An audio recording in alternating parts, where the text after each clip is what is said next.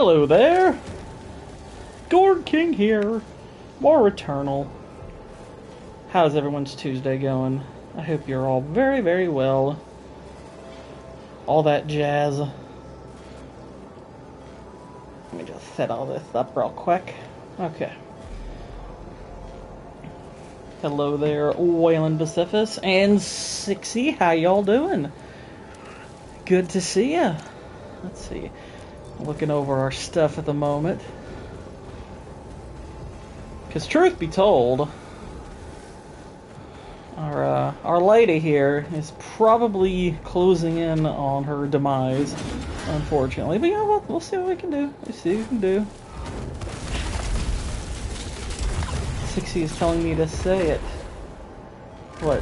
Saying what you said? Yo, yo, yo. 1483 to the 3 to the 6 to the 9, representing the ABQ. What up, bitch?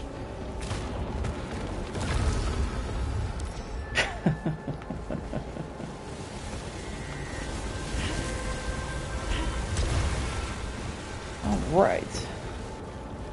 Help!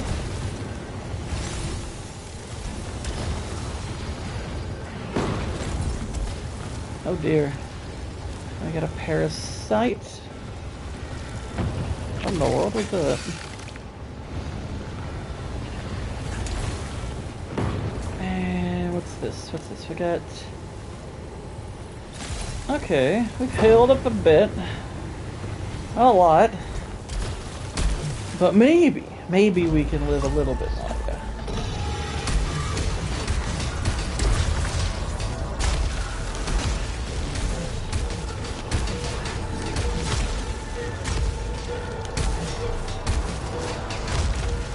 Try to survive as long as we can.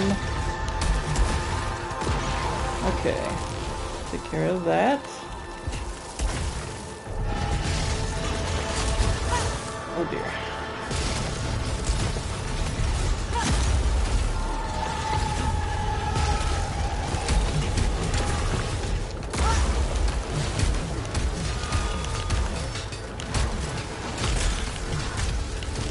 We're being overrun! Ooh, that sucked. Oh, and the shield didn't do enough. Watched Heat again, LA Competition was better. There are certain scenes that really drag Heat down. I mean, that sounds rather subjective.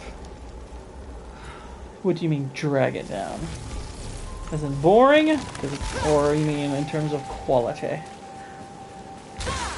So I'll be honest, I can't think of any scenes that I find boring in Heat.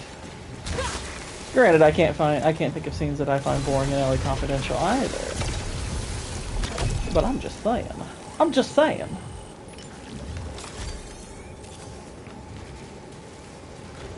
Okay, let's see. Yeah. Actually, you know what would be fun?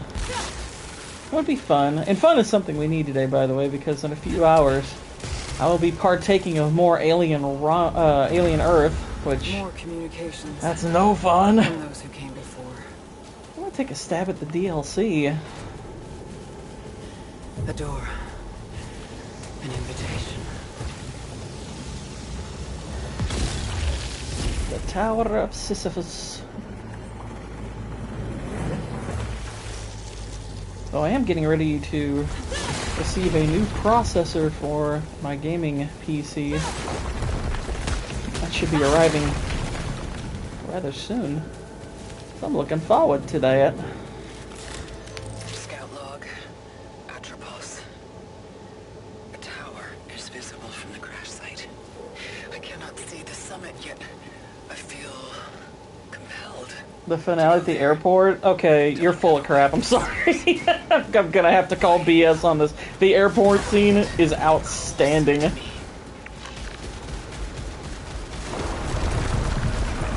finale is literally, I think, one of the best scenes of the entire movie. I freaking love that scene. Major spinal injuries. Oh dear. What was this place?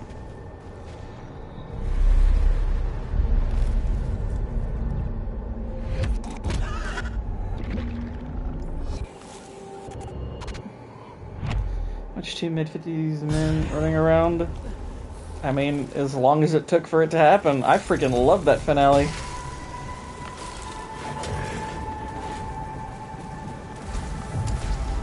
That sounds like a you problem, my friend.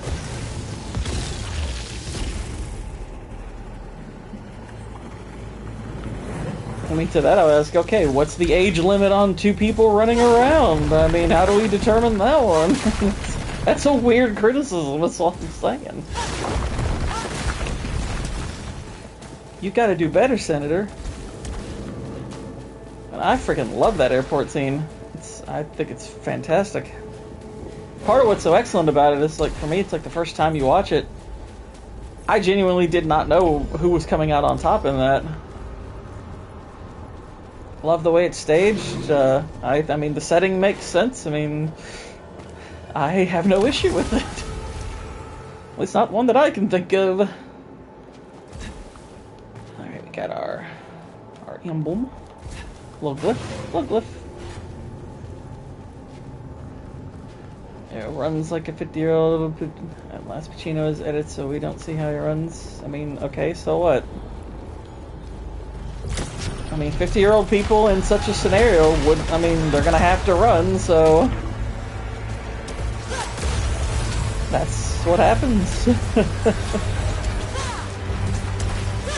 I'm still not hearing anything that one could construe as objectively bad, so...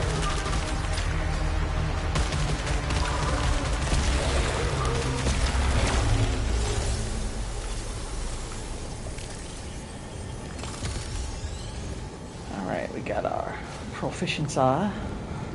Doesn't appear to be anything else to grab here.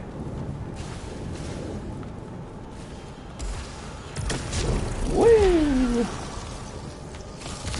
More proficiency. More proficiency. Look, a gun! I wonder if it's loaded. Oh my gosh.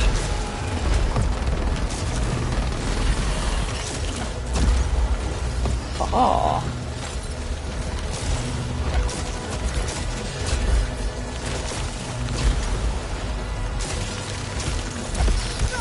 Oh dear.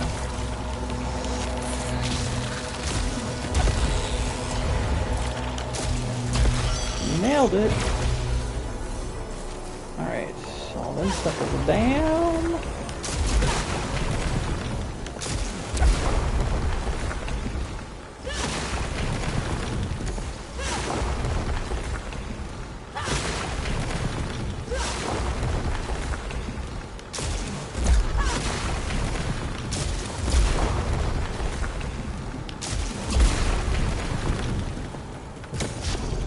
Up we go. The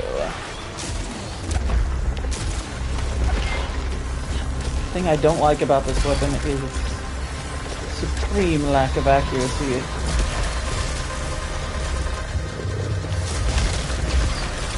Although, I think it's working okay. And then we got the sword. Oh, that's a big one. What's up, Whitey? Everybody's mowing today. Oh my goodness. And Cannoli, how you doing? Good to see you.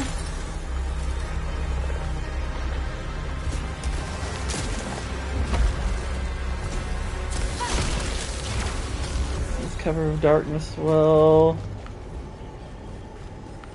there are literal frames where man uses to show us how dark it is. Instead of using it to escape, he feels the need to shoot.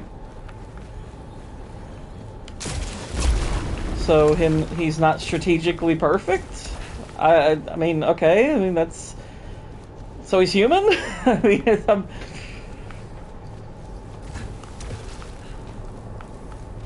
mean, he's in a high-pressure situation, and he's not behaving, you know, perfectly in order to get out of the situation. It's like, okay, I still don't think that's really a criticism.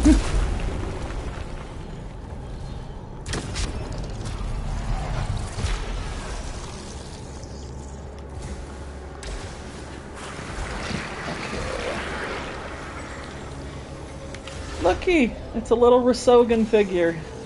Oh my goodness.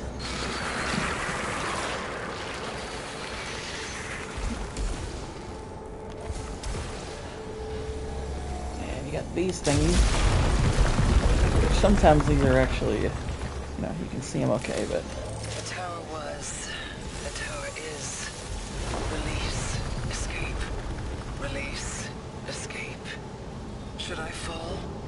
I will climb again. From the deepest of the deep to the highest of the high. I will go there now. Yeah, hi. As you will.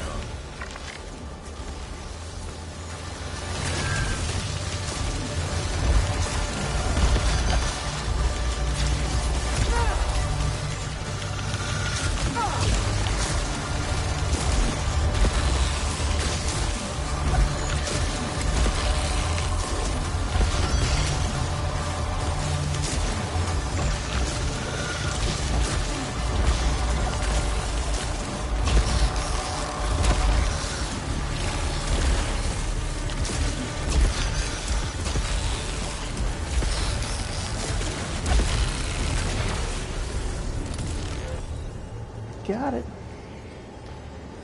No, he is not tactically perfect, where he has shown himself to be very tactical throughout the whole movie. Strategy's big game planning, which, you know, he has flaws.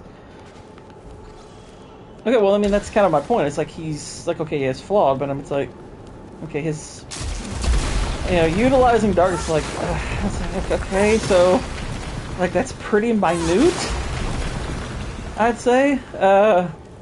And also, it's like, we don't know his experience in this specific kind of scenario, you know, being chased in an airport. If anything, I would presume that he has not been in similar situations as to that, because what is it, like, what is the big mistake he makes before the airport scene?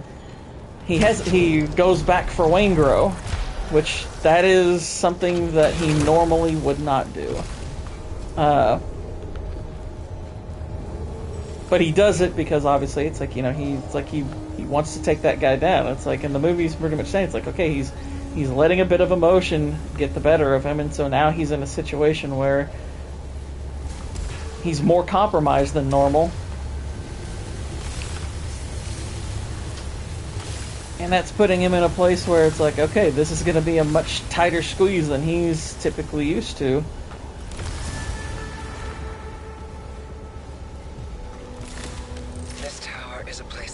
And he pays the price for that. So I'm like, you know, he's like, okay, he's, you know, he's kind of shown throughout the movie. He's, you know, he borders on, you know, kind of almost like a robotic-like discipline, but at the end of the day, he's human, and he demonstrates a bit of human weakness by going against his routine, and that's kind of the tiebreaker between him and Pacino. I'm like, I think that's, story-wise, I'm like, I think that works pretty well. I think that works pretty well.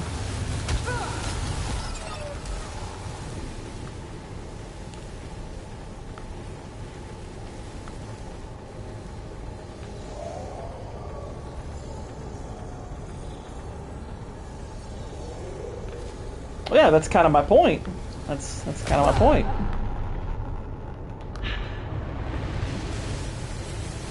It's like the weakness he showed was human at the end of the day.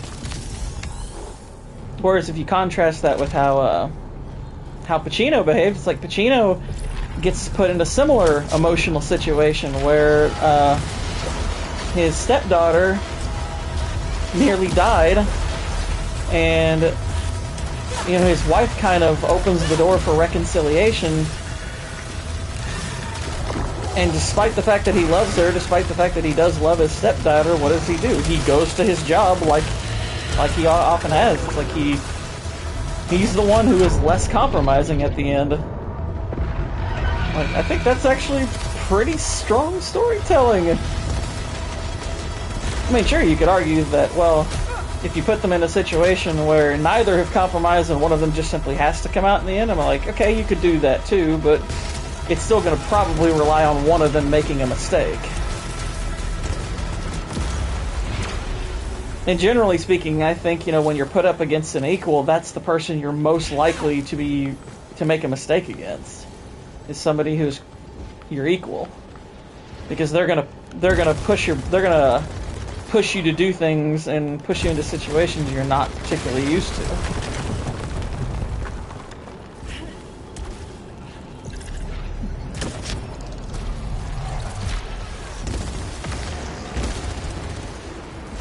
Aha! We got a key.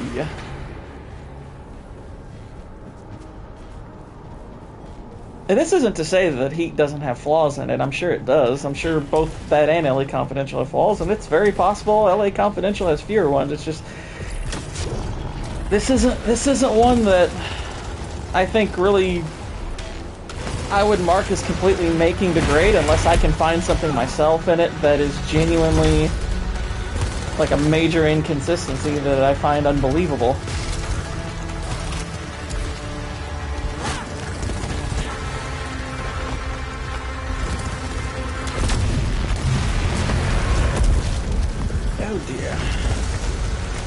Speaking of getting pushed to compromising situations, this guy here... Oh, come on, I just killed him.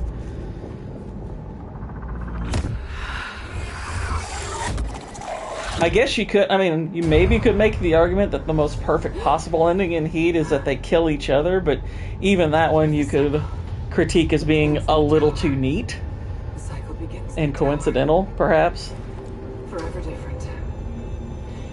Forever the same. A bit from elsewhere. But then again, the title, Heat, refers to that philosophy that De Niro refers to, and I think part of the arc is he ultimately, in showing a bit of humanity, he ultimately kind of betrays it. Okay, we have everything we need in here. I think eventually we can get up there, but not quite yet. Device for log in progress, all that stuff. And we have this thing now, which opens a bit of storage stuff. Like, dang, Celine, your suit's kind of tight there. You're showing a bit of cake.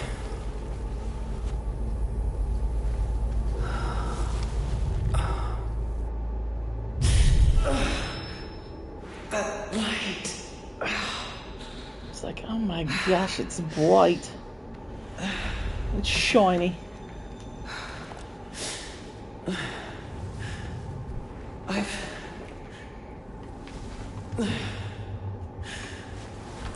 I've been here before.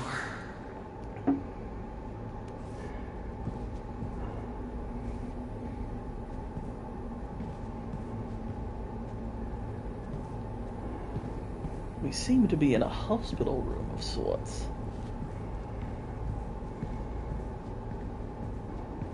Which a lot of this opens up. Today was an expensive day, but worth it. Bought movies on iTunes on sale. Yeah. And then one of my Omni business I've been looking at dropped $30 today, so I picked it up. Oh, nice. Oh, omnibuses. Okay.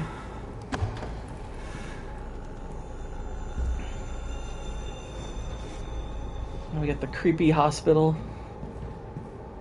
This corridor. You reached the surface, you left the surface, you breached the surface, you reached the surface, you left the surface, you breached the surface, yeah. That's being creepy. It's just repeating itself over and over.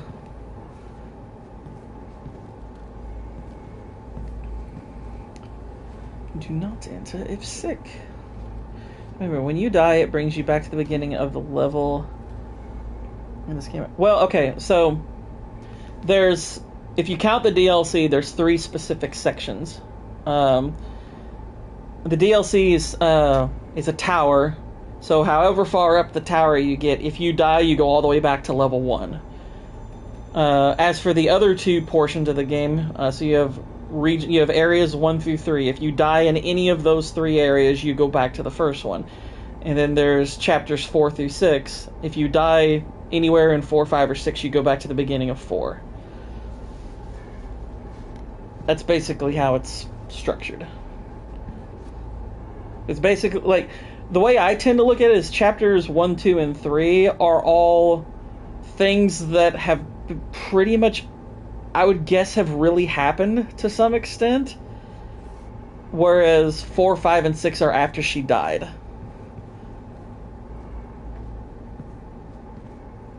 In the event of fire, do not use lifts. Use stairs. Injured. Call da-da-da-da-da now. Elben Lautner, attorneys at law. We fight for you. Do not leave children unattended. There's a little bit of hint there. No guns, no dogs, no cameras, no bulls. And there's your visiting hours. Wow, just 2 separate hours a day. It's not a lot.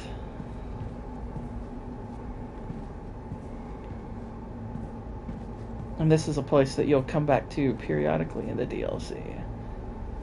Zahariel Memorial Hospital. I'm going to assume Zahariel is some kind of mythological... it's some kind of mythological reference. This one is a little bit more obvious. It's like you have the mythology of like the person who's pushing the stone up the hill. And if you notice, the thing that's being pushed resembles the sphere you see in that room in the Echoing Ruins. So there's that. We got this kid's drawing, which I know is a reference to a car crash.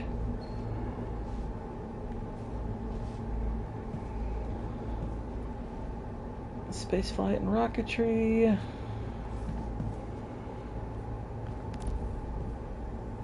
And we got some poetry. The Lamentation of Sisyphus, Prayer of the Morai, I think. Oh, the cunning king of Ephyra, he who cheated death, he whose sin was punished by Zeus, he who rolled the boulder up the hill, yet the boulder fell. Oh, the cunning king of Ephyra. Or it might be Ephyra. I don't know if I'm pronouncing that right. He who cheated death, he whose sin was punished by Zeus, he who rolled the boulder up the hill, yet the boulder fell. Oh, the cunning king of Atropos, he who cheated death, he whose sin was punished by Zeus, she who rolled the boulder up the hill, yet the boulder fell. Oh, the cunning queen of Atropos, she who cheated death, she whose sin was punished by Zeus, she who rolled the boulder up the hill, yet the boulder fell, yet the boulder fell, yet the boulder fell, yet the ship fell, yet the boulder fell, yet the boulder fell. It's like, yeah, kind of feels like something's bleeding into this world there, because it starts to reference her. I wonder what the next game this developer is going to do. Oh, they've already announced it. Shoot, what's it called? There's a trailer for it, or a little bit of a teaser, I would call it. They haven't gone full-blown trailer yet, but they announced it a few months ago, maybe like 2 months ago or so. What is their next game called? Hang on. I'm looking it up. I know this time it is starring a fellow, and they basically call it a spiritual successor to this.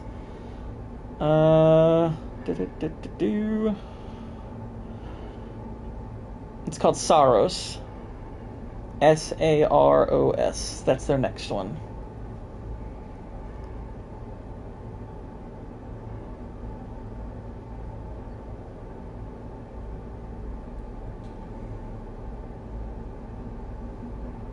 Alright.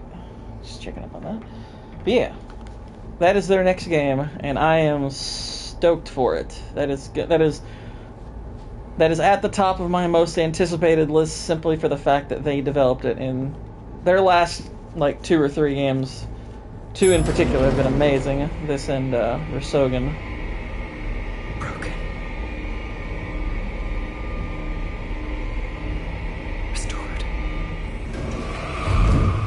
Oh dear. Empty. I want to go up.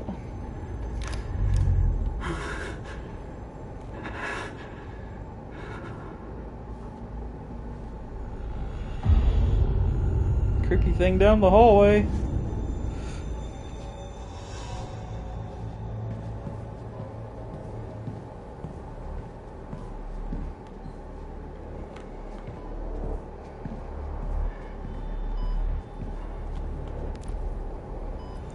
The new Lego Batman game looks good. I saw a little tiny bit of the trailer, but I haven't watched the full thing yet. But I'll give it a look, see if it looks any different from what we've normally been getting with them. Why isn't this?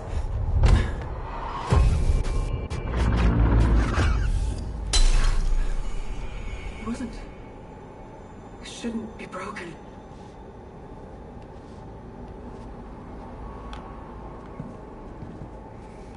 It's basically Arkham Lego Batman. Nice. A threshold. A doorway. Where next?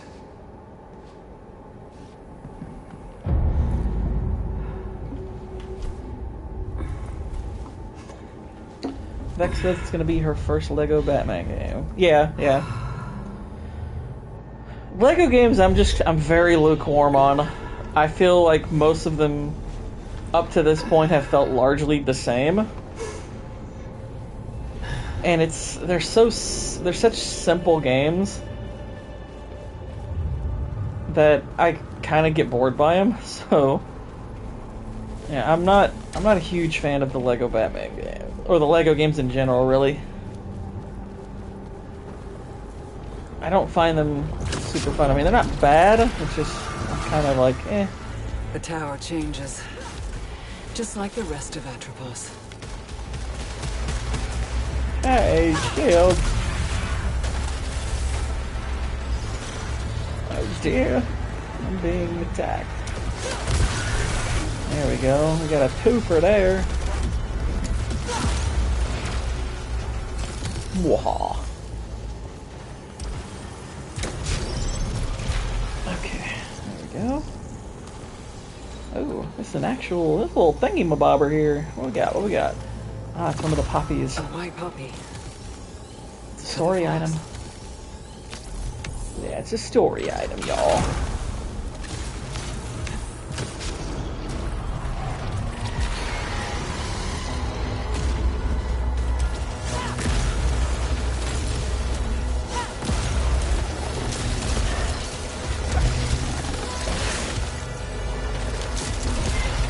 Alright. Let's go over here.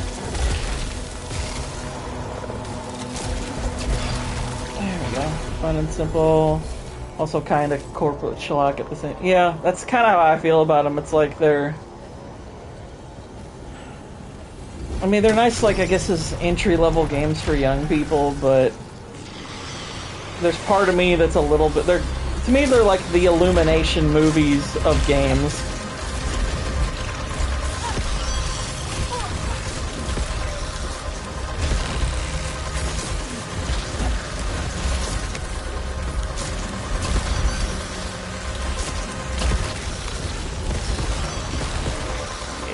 Tear through these suckers. That's probably my favorite of the powers you can acquire in this. Oh, cool, we can disable turrets now. We can disable the turrets.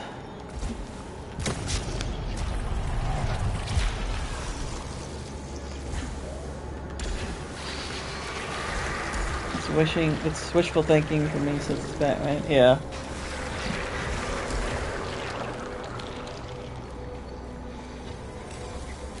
Well, and given the fact that they crapped the bed so hard with the last Arkham game, or that Rocksteady crapped the bed so bad with the last game they made with Suicide Squad. I no longer return to the crash site when the cycle ends. Now I start at the tower, down at the bottom, to face the climb again. The weight of it. A struggle that ends, only to begin again.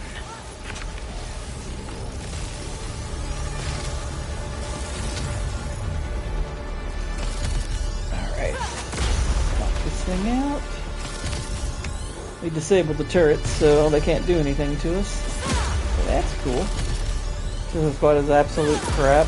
So what I heard, I mean, what's funny is, a few months back, they offered it up on PS Plus for free. And here's the thing, I always add what's available on PS Plus. That game is the only time I have it. Like, I was like, nah, I don't want that game. I don't want that thing infecting my library. Again and again. The struggle. I imagine him enraged. I have climbed this tower endlessly only to find darkness. And the darkness stares back at me. When I close my some good navigation there, y'all. Uh-oh. I left one. Dang it! Oh, but there's a nice little clear path. Look at that. You can just walk a straight little line. Oh wait, okay, so that's what that other icon is. It's the thing we can't access yet. Alright. There.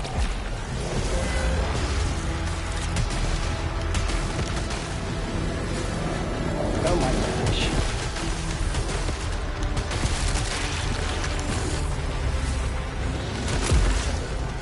Oh my goodness. There's just stuff everywhere.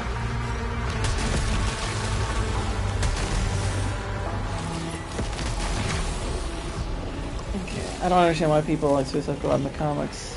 No idea. I've never read a Suicide Squad comic. No idea.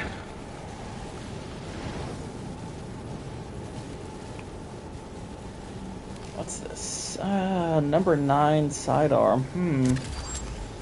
It's nice. It's a level 9. It's hard to turn down. I would prefer something else ultimately, but feels pretty good. No negative effects. Doubles the Abolite collection radius. 20% chance not to lose consumable on use. I can take them both, right? Oh, I can only have one of them? What a jip. Yaha. Okay. See, I should have grabbed that one, and then should have grabbed this one, detached it, and then grabbed the other. That would have been some free Abolites, y'all. I did it wrong. Oh my gosh.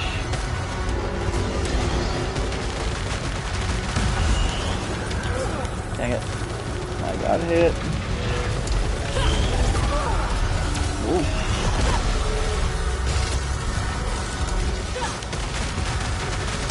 There we go.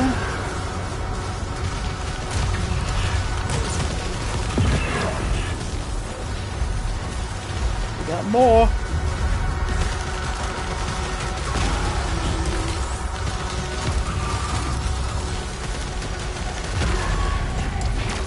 Alright. Took him out. Took him out.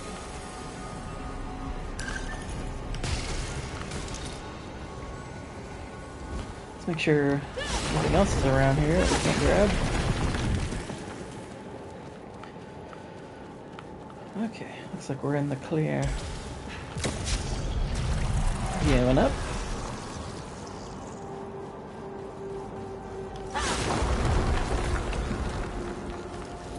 Alright, so we got some. So, very nice. Very, very nice. Yeah, I'll definitely take this over that. Thank you very much. Alright, so for 200 we can get this 5% weapon damage for every 200 Opolites carried. I like to spend mine, so we can up our max integrity or increase our weapon damage. I think we're going to go with integrity. That will be our upgrade for now. Can't go across there yet because we don't have the necessary upgrade.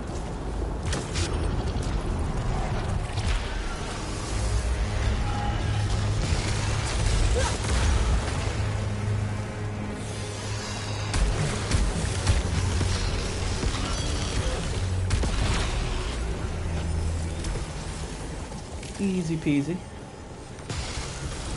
That's a bloody good gun here. Not the integrity.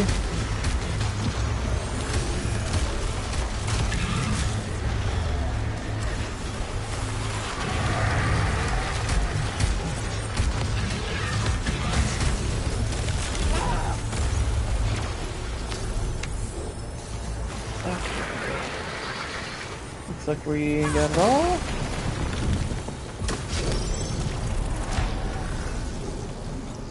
And let's see, we can increase damage or integrity again.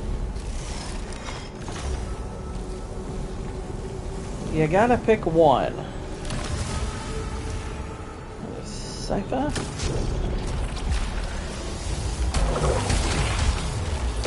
It's a portal thingy.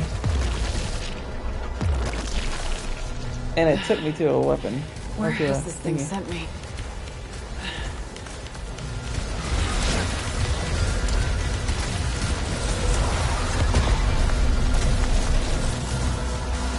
To a mini boss fight, y'all. Oh, good, it died. We killed it. That's why the Electropian driver is freaking awesome. And that is a nice pickup there. And we got the golden coil. I got a golden coil.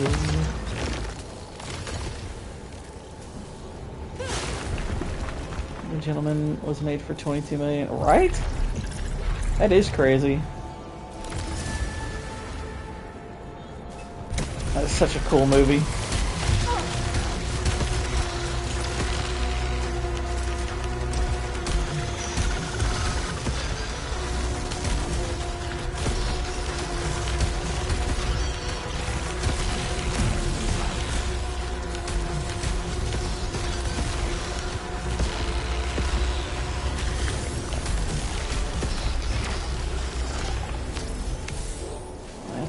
Quite a field of power I created there. You can't touch it.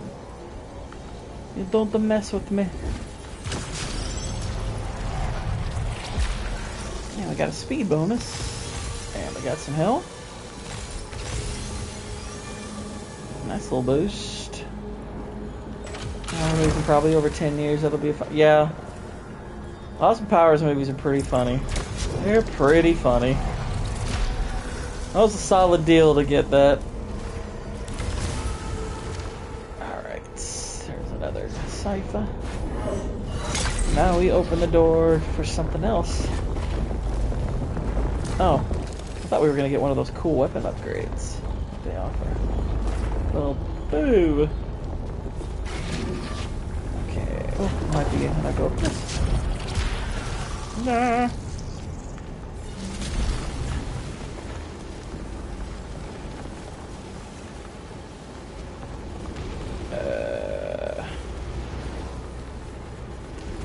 Okay, so another one of those. That's also good. We'll use our shield vial.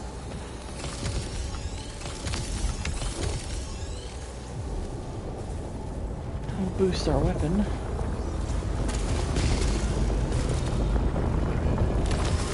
Another glyph.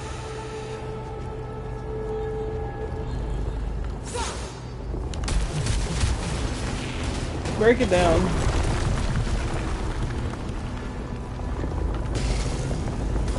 Can't wait for a parody of the Daniel Craig Bond films. Will we ever truly get that, though? A successful overloads can reduce alt fire cooldown by 3 seconds. Gaining or fixing malfunctions repairs integrity. I'll use this.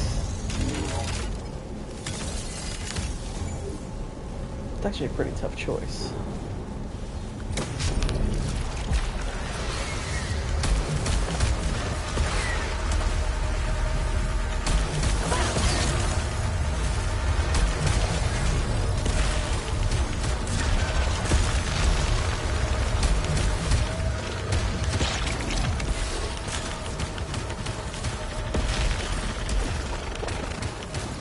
Oh crap, I was supposed to go in there. Shoot. That was dumb dilly.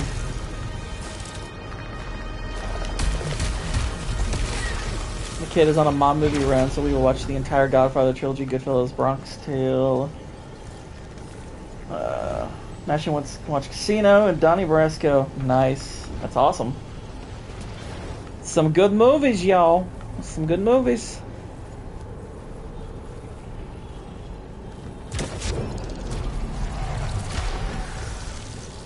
Good honor for Donnie Brasco. That's a highly underrated movie. There's only 2 Godfather movies. I do think she should see the 3rd one. It sometimes is good to offer a contrast of the good movies versus the bad one. I do think she should watch it. It's a good way to teach someone about how to screw up. Okay, this is boss fight number 1 in this DLC, and I gotta lie, it looks pretty cool. Just to finish the trilogy, and she didn't like it. Good on her. Like, there are things about it I like, but as an overall film, it's not good. One of the worst examples of nepotism in movie history, too. Oh my gosh. That's creepy, y'all.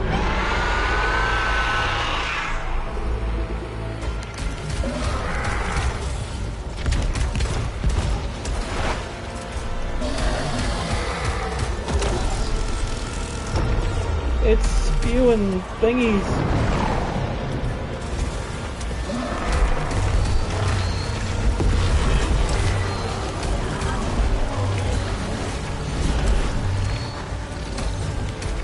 They wanted Julia Roberts. Yeah, she definitely would have been a better choice.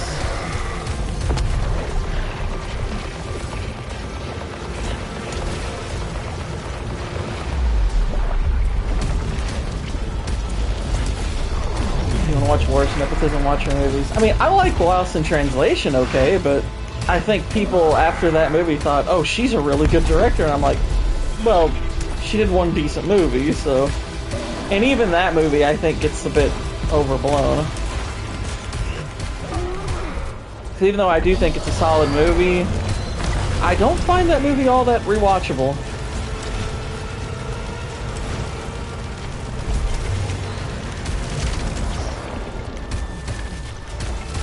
Hey, Hosty, how you doing?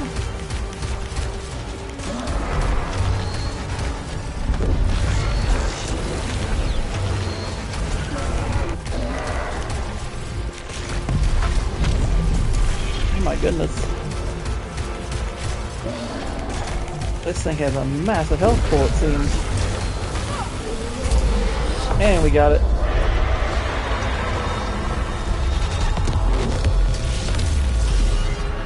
The whole plotline of her banging her cousin. Yeah, it's like, really, movie? This is what we're doing? Is she's deeply in love with her cousin?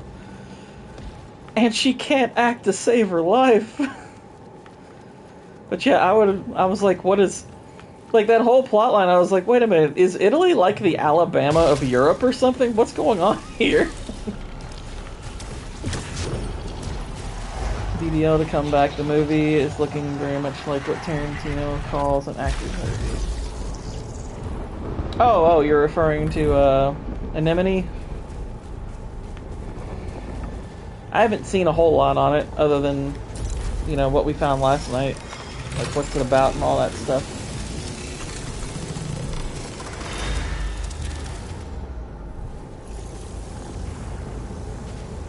Let's not do too... Probably on cousin stuff now. Yeah, it's like... That's what I thought was so strange. I was like, okay, they're very Catholic, and it's like, I don't think Catholics are cool with this. And they're Italian. I'm like, are Italians cool with this? Got a large silphium vial. More. I'll grab another one, why not? Some more. Got a pretty nice health pool here, y'all.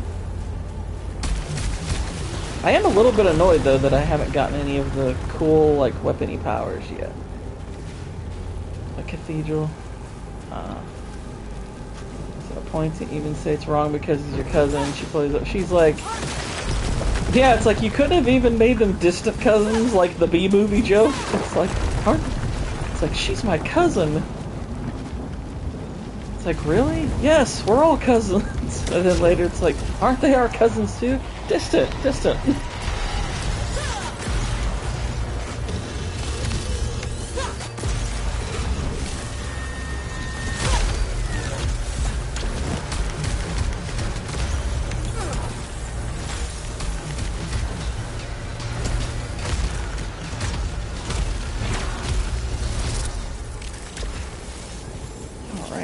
Awful dialogue. He's your first cousin, she says. Then I love him. Oh, no. That line, I was like, no, that's not a good line, sweetheart. That's really, really stupid.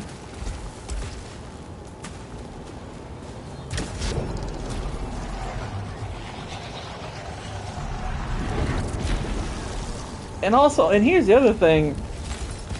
I mean, look, I mean, I've told you this before, Cannoli. It's like, I have a certain strong attraction to Italian women. It's like, beautiful Italian women are among some of the most peak gorgeous women on the planet.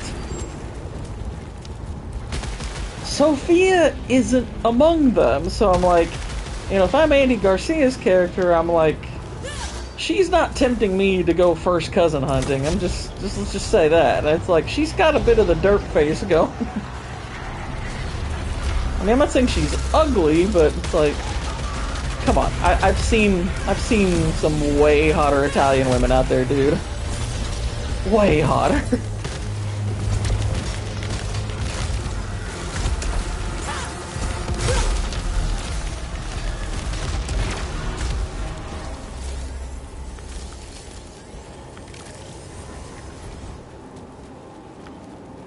Alright. Nothing left in here, I don't think. No glyphs or anything.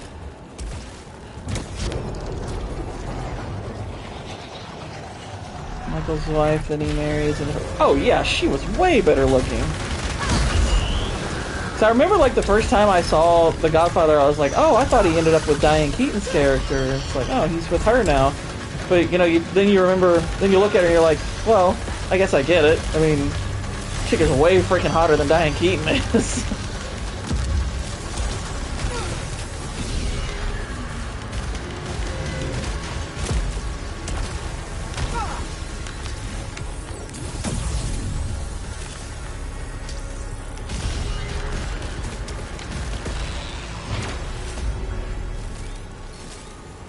Ah, there we go. If you're gonna marry your cousin, she better be a dozen out of 10. Yeah, you're gonna have to offset those special needs somehow.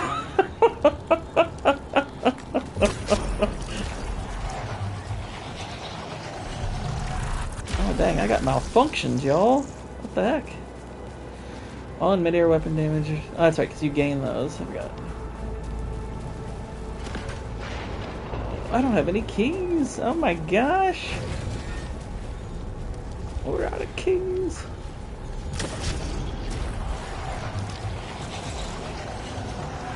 Collect resin, fabricate items.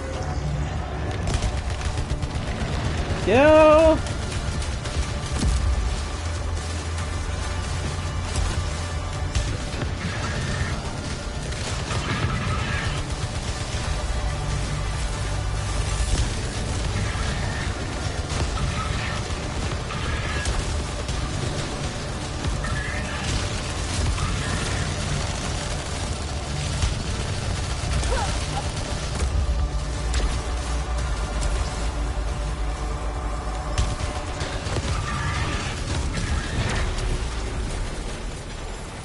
Alright.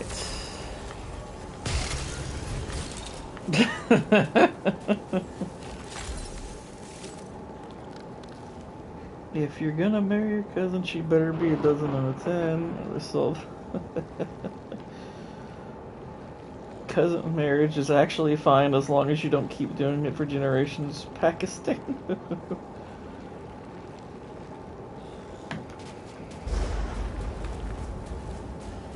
I think those are just dice that you're better off not rolling, you know? I remember we had there was this couple that we were friends with at our church, and they were engaged, and I found it's weird because it was just one of those things where I just never asked their last names before. It's like, I knew the girl's last name, I didn't know the guy's. And so when he told me it was the same as her, and he's like his last name and her last name were the exact same before they were married, and I was like, oh. And he was like, no, we're not related. We have checked. We are not blood related at all. And I was like, but you're gonna get those questions because it's Kentucky, you know? And he's like, yeah, I know. We'll get those anyway. Get to the thingy.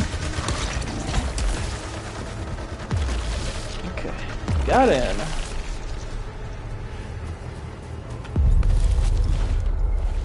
Her suit's getting weird looking.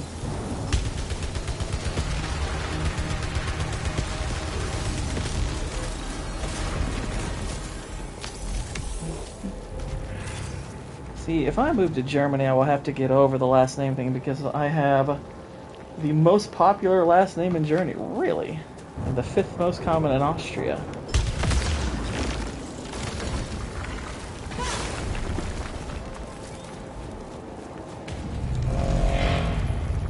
I know my last name is relatively common, but actually there used to be, it's funny, like when I was in elementary school, there was this girl like whose first name and last name phonetically were almost identical to me, but not quite. So it was always funny when they would do roll call for like, because like we were in the same class for years. And they would always be like, "Am I seeing the same name twice?" And it's like, no, they're different names.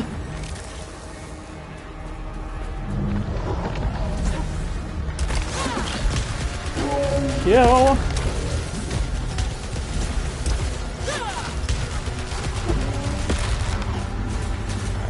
Got that guy.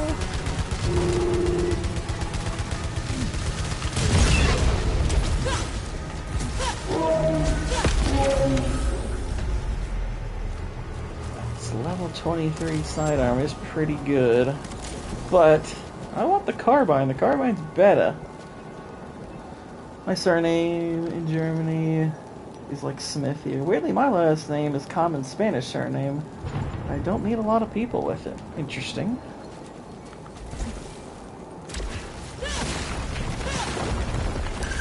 Well, that's because we don't really have a lot of Spanish people around here. We have a bunch of Mexicans who are not Spanish. That's just me theorizing more than anything.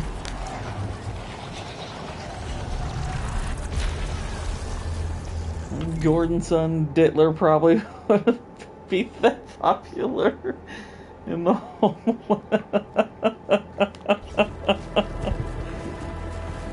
I wish my real name was Gordon some Dittler. That'd be great. It's like, note to self, change legal name to Gordon son Dittler.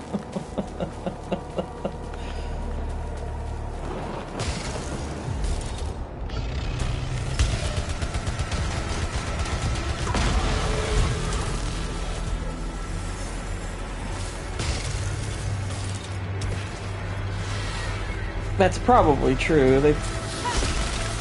I work with a girl who is Latina, and I swear, like 5 years ago, this girl was thin, gorgeous. I mean, she was like, I think she was like, maybe. I think I met her when she was like 23, 24, or something like that. And as soon as she had a kid, I swear, I think she retained like 60% of whatever she gained from each kid she's had. And I mean, and here's the thing, she's not ugly or anything now. She's not a bad-looking girl now. It's just like, wow, she looks completely different from what she used to look like. Like, cause what's funny is, like, we've worked together at 2 separate places. We've just kind of happened to, because I mean, both of these places of work are in the same region. And, between those 2 jobs, I ran into her once, and she recognized me immediately. She was like, "Hey, didn't we both used to work at this place?" And I was like, "Yeah." And she told me her name. I was like, "Oh, okay. Oh, how you doing?" But I was like, inside, I was like, dang, she looks really different.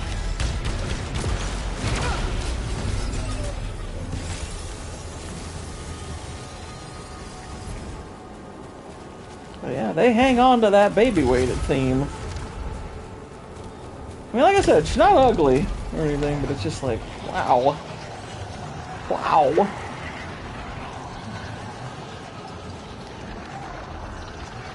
The evidence of past pregnancy is there.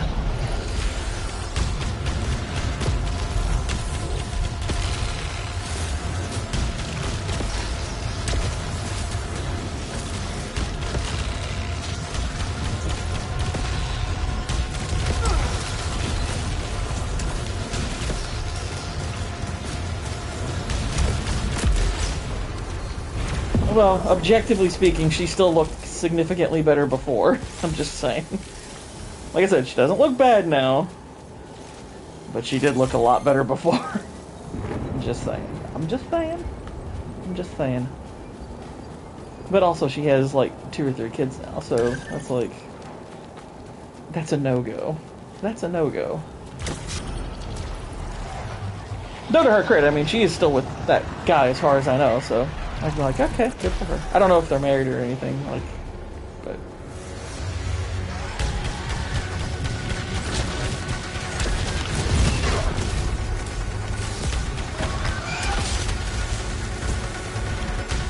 Yeah, they can. I mean, women in general can, but... I think, though, genetically, some are just more apt to than others. I'm just saying.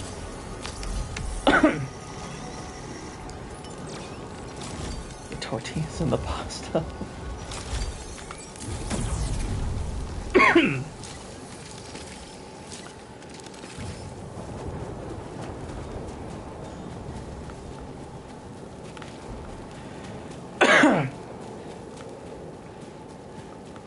Alright, nothing special there. We're moving on up this tower.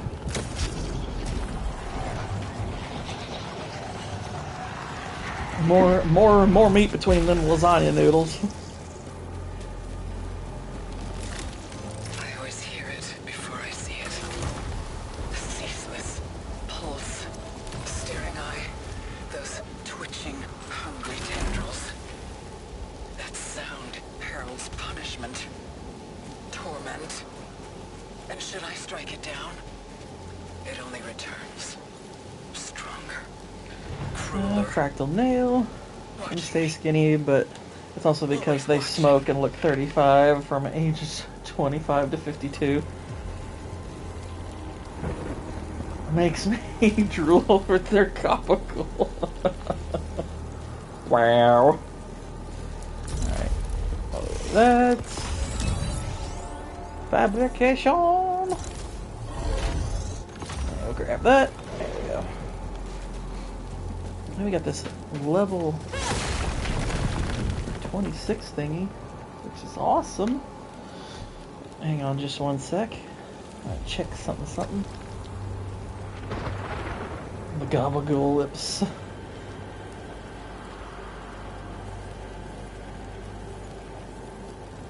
I don't know what the fat girl wants a bunch of times. Wait a minute. Oh, okay. I'm gonna pause real quick. I have to grab something. Be back in like a few seconds. One moment.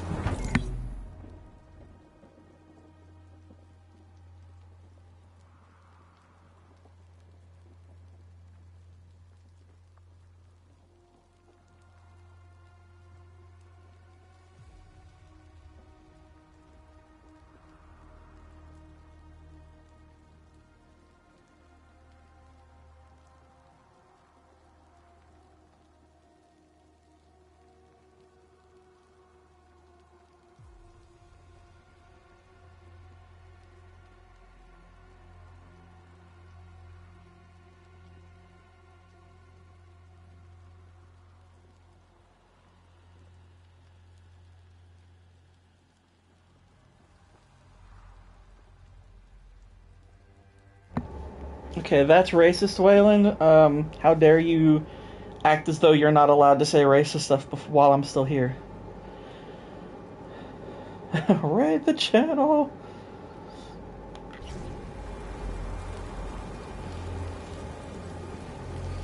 Okay. But yeah, my new processor just arrived, so... Excitement, y'all. Excitement.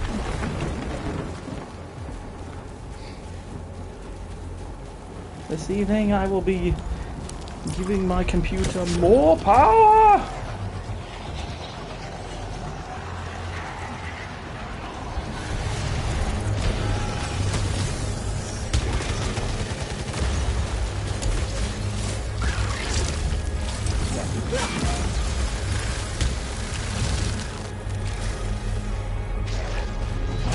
Where are the moving things? Aha, there you are.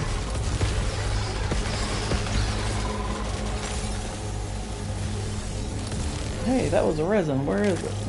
I want it. My weapon proficiency is up to 27, y'all. Alright. Okay, what's this over here? Nope, I don't care for this weapon that much.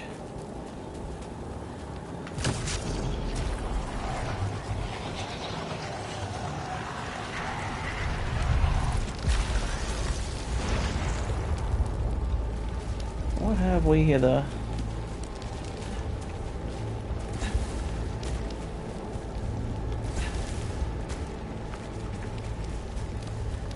Ooh, what's this? Aha, this is one of those special weapons. This gift. Twitching. Shifting. It's a creepy weapon. Power. Beyond anything else here. It's a spooky weapon.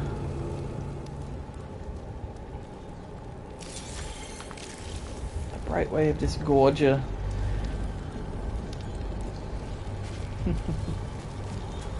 Chickens!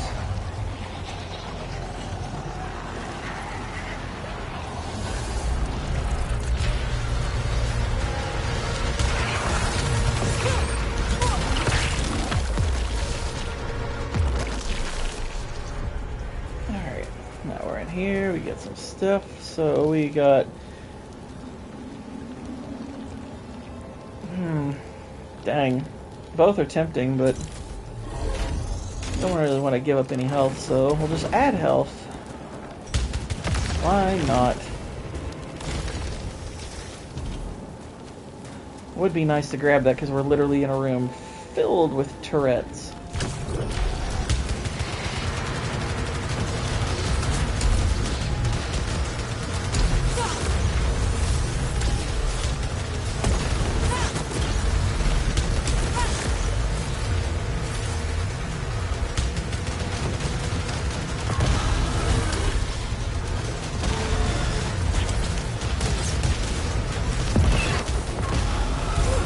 Oh, dang, I got hit. Okay, I think I hit my shield, so I'm okay.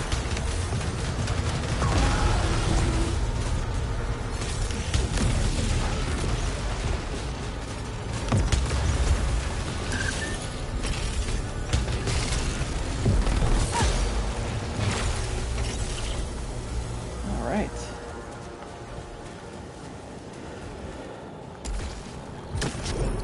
That was pretty good. Pretty good. Oh. Can't get this yet.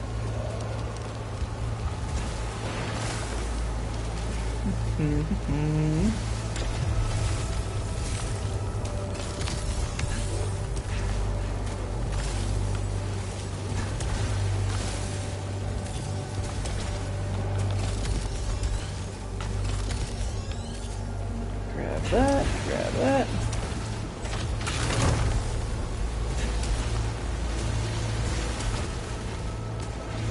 Good, I'm not dead. I thought that was gonna kill me. Actual Niat, cool. It's like, oh my gosh.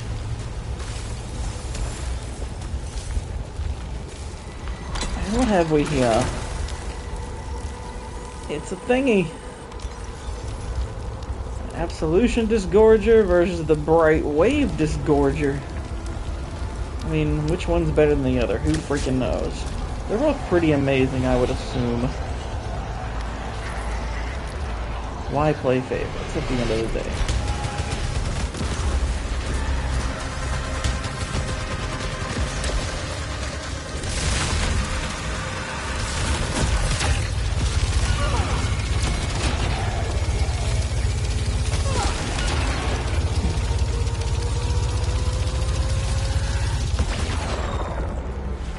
These things do cool stuff.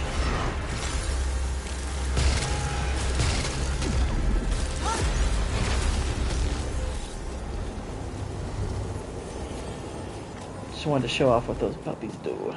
It's pretty cool. Hopefully, we will get more of them. Oh wow, a level 32 Electropian. Oh my gosh! That's amazing!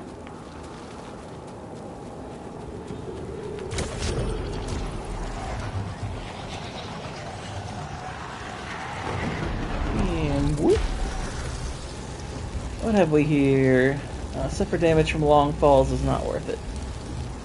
Suffer damage when using Atropian keys? No! I don't wanna. Wait, I think I have to. Dang it!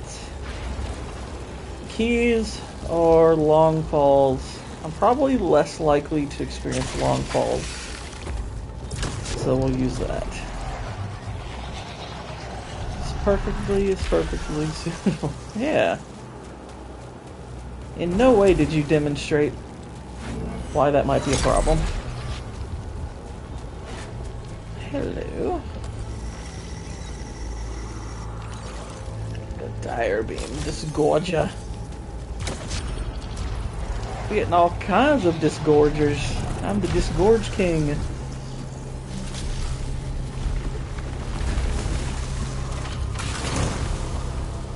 No, I'll keep what I got. And we got the Xenoglyph. So that's good.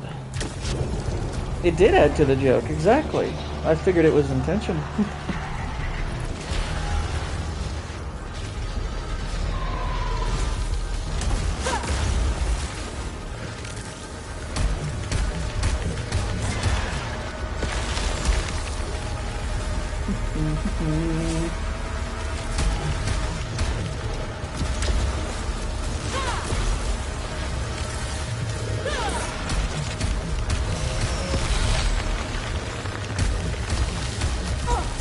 Hooey, I got hit.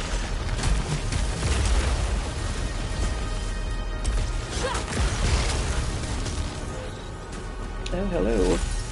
Got some health. Spitball Blast is not a bad weapon, but it's not among my faves. Not among the faves, so no.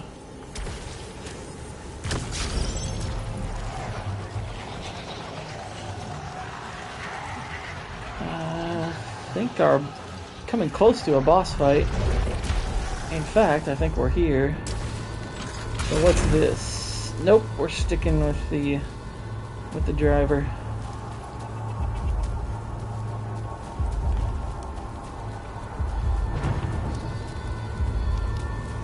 We got a lot of health too.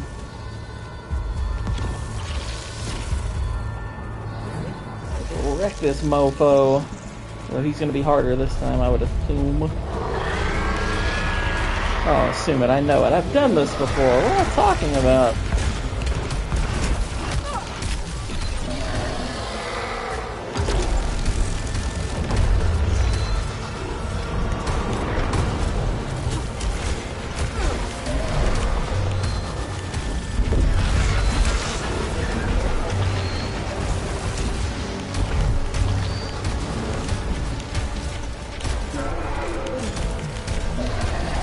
That's right, this thing has 2 health bars, so one of them's down.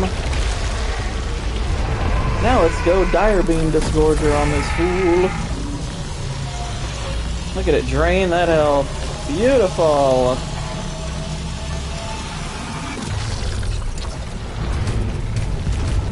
That did a lot of damage.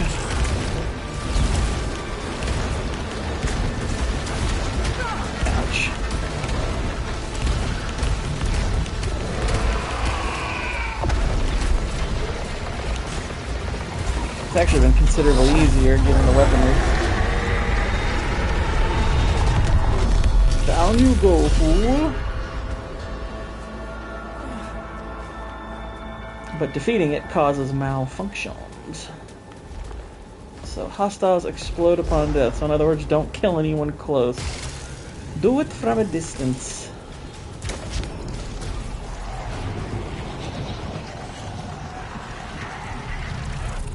Is it true that if you shoot an enemy, they will explode? Some health. Look at the size of that health bar. Different now. Like it was grown. The Great Gatsby, not a good movie. Well, Certainly not the DiCaprio one. The Robert Redford one, I'm like, okay, I can kind of live with that one, but that DiCaprio one is awful. I hate that movie. I remember hearing so many times how good it was. Like, oh my gosh, it's so amazing. It's one of my favorite movies. And I watch it and I'm like, you people are idiots. It's terrible. I mean, it's fine if you enjoy it, I guess, but holy crap, it's a bad movie. What a piece of crap.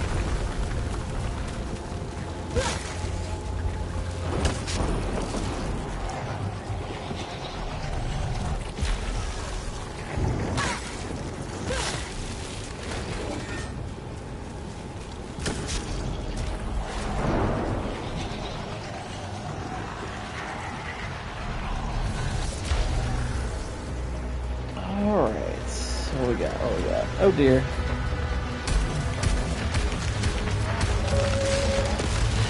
Got him easily.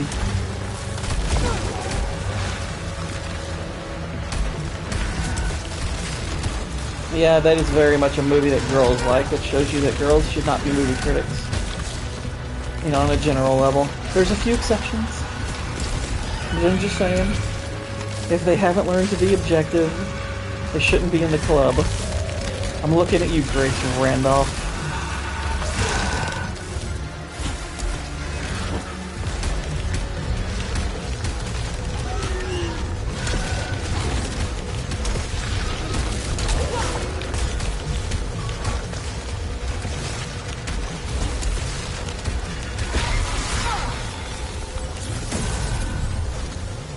So,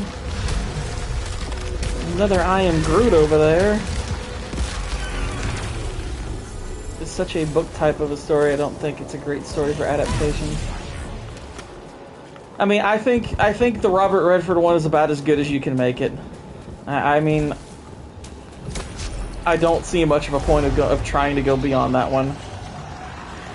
And it's far from a great movie. It's like, I remember watching it in high school and I was like, yeah, it's fine. And I think fine is about all you're going to get out of it. Okay, eliminating hostiles has a 10% chance of repairing integrity. That's kind of neat. 20% stagger power for each attached parasite. I'll take that one. I'll take that.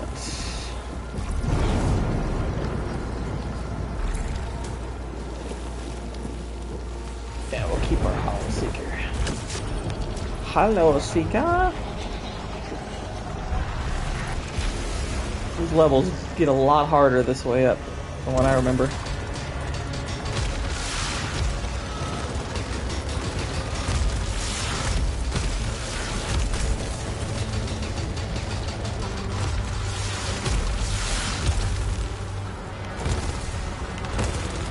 Hello.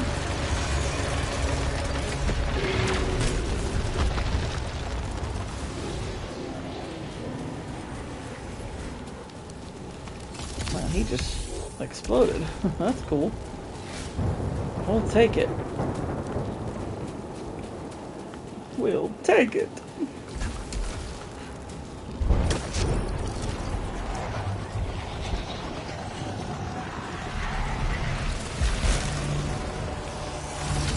Aha. Get over here.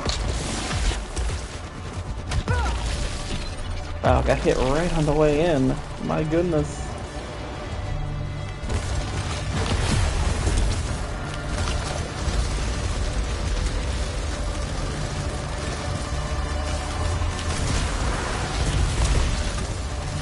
There's something else in here. Oh dear. This almost got me. Oh, that's the other thing that's shooting at me. He had the cannon thingy. It's an issue I have with the book even, is that the main character is just there to be a camera, a mic for the audience. Yeah. I tend to agree. It's like he's, like, it's one of the most overt audience stand-ins that I've seen in like in a quote-unquote classic. Because there's very little else to his character.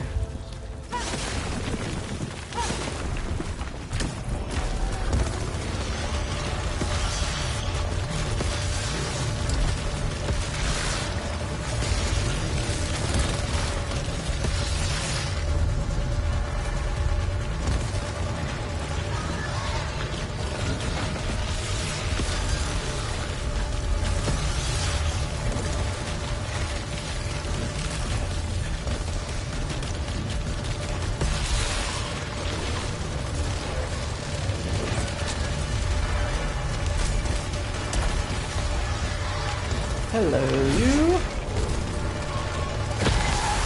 Sit down.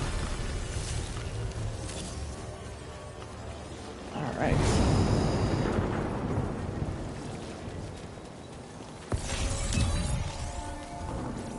I don't hate the book, it's just kinda alright.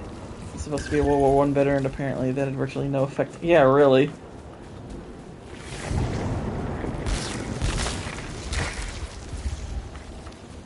Like, you've got a character who's basically, it almost seems like he's written mysteriously for the sake of mystery.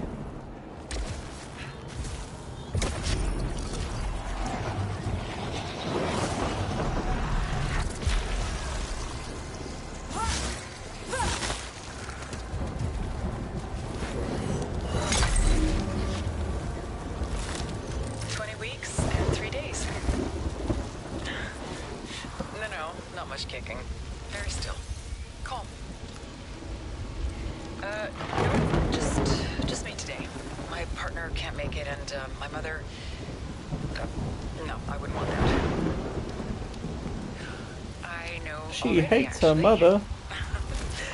A boy. It's a boy. Yes, we have a name for my family. I thought I could do it all myself.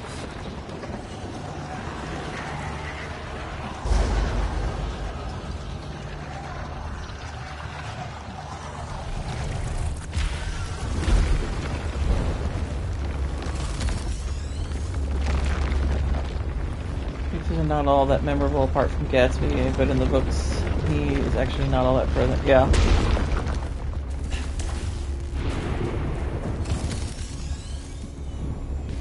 Now we're keeping the one we have because we've got two of them.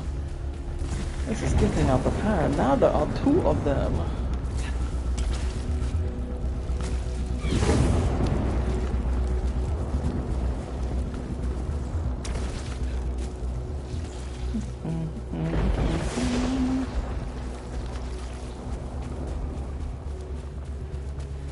Alright, we are in room 7.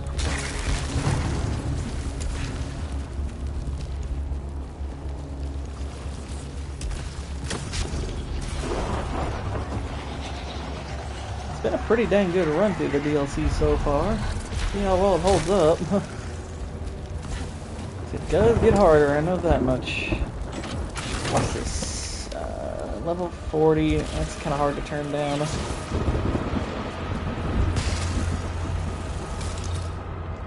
Woo! Tear through these suckers. Thank you. Woo!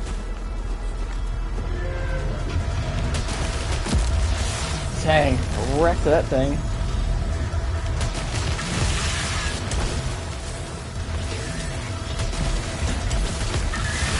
Oh crap.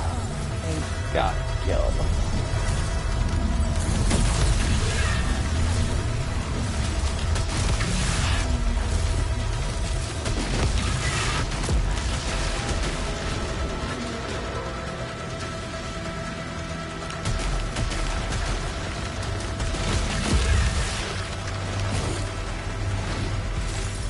Okay, there's that. I think that's everybody. Ooh, there we go. An even better one. Can't open those, no biggie. F-Scale Heroes exists in the same time period as Hemingway and Faulkner, both of which are more memorable.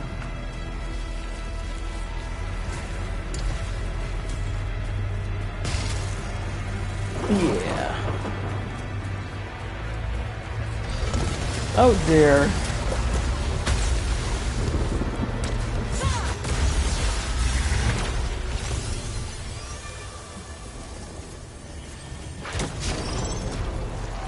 We got a little bit of a spade bonus.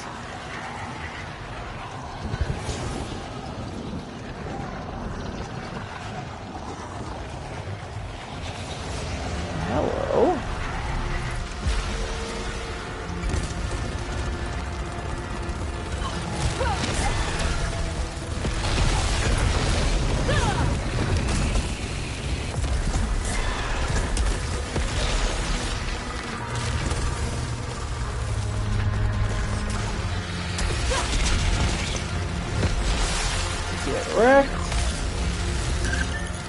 something else around here. Where be it? Oh, it's one of you! Trying to get the Hollow Seeker, because that's actually pretty good for this thing.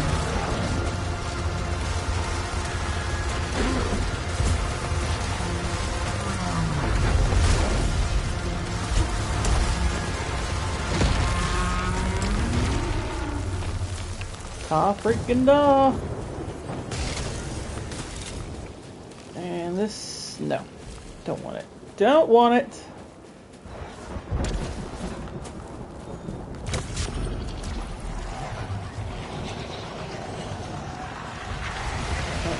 Uh-oh.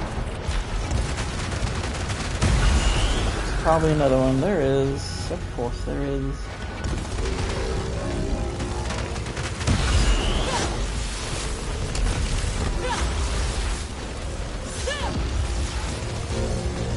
Oh gosh, there's a third one. Oh my goodness.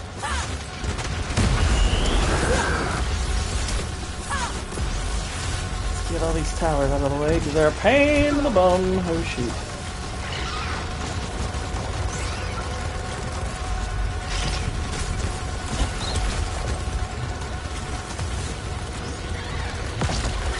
Okay, got that one. Oh dear. And there's one more enemy. Another turret. And he's out of here. Whew. Alright, and we're at level 45 on our thing, and we got a permanent weapon trait, a portal beam. That's kind of neat. Would you like to see Guillermo del Toro do a Harry Potter film? Because I think he probably should have been higher. I would have been totally down for that. I mean, we got kind of the next best thing with Alfonso Cuarón, but Del Toro would have been pretty sweet. I'm not gonna lie.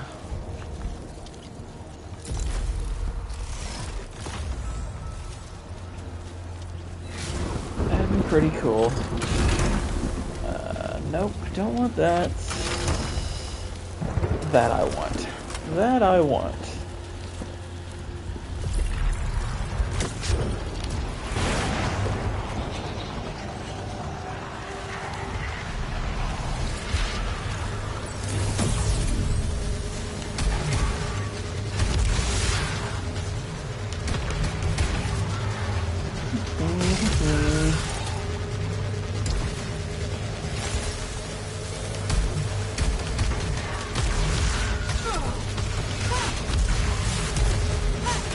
Yeah, I think his style would have worked really well.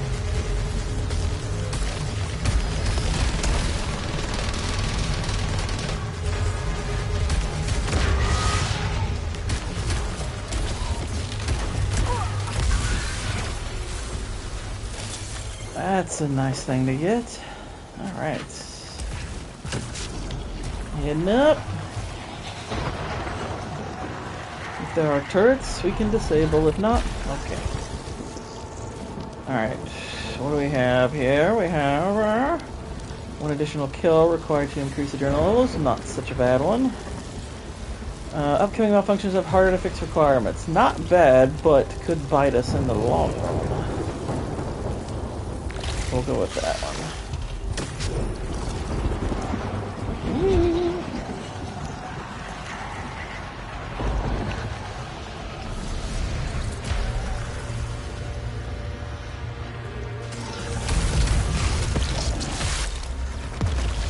Take that.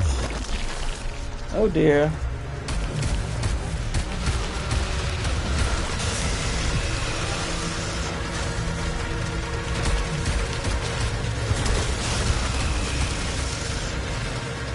Oh, this thing is sturdy. He is very sturdy. Oof. And he's gone all the same. Oh, thank you. That is good stuff. Got a whole health regen. We might actually beat the third iteration of the boss on this first go through the DLC. My gosh. Well, first day of the first go. We did do a go already. Poetry is also, but also gay. Poetry. That's right, ladies. I'm Sokka. It's pronounced with an aka. Young ladies, I rock ya. That's one too many syllables there, bub. Poetry.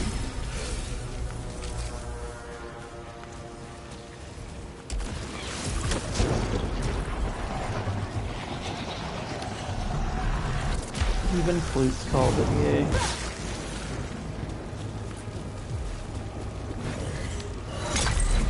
I think he's just trying to claim poetry for himself. We're keeping this as it is. What about in here? Is there really a difference between these two? These two transports? I don't think so. Whee! Hello.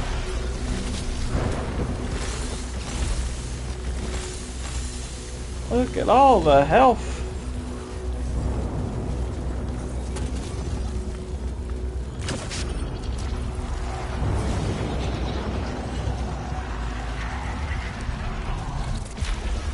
Well, hello. Umbridge is still the most evil character. Yeah, at least the most hateable.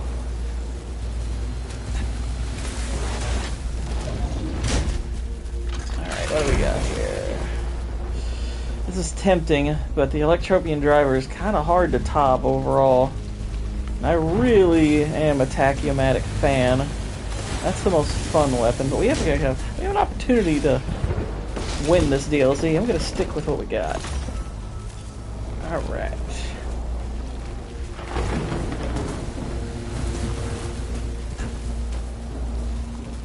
Exactly. Voldemort just kills the children quickly. She likes to torture, but I mean, you talk about the nature of women. It's like a woman in power. It's like some of that cruelty is like, it's not difficult to buy.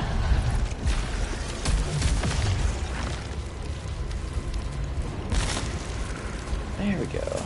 Alright, so we got our shield. I'll go ahead and put it on. And there we go.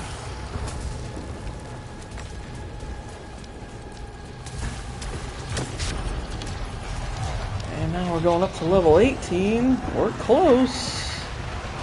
Oh my goodness. We can disable the turrets.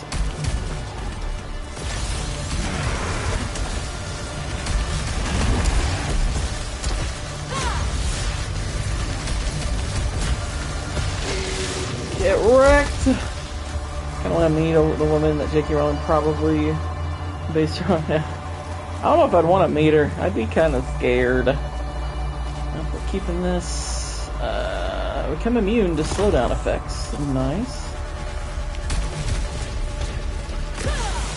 And let's go ahead and take out these turrets.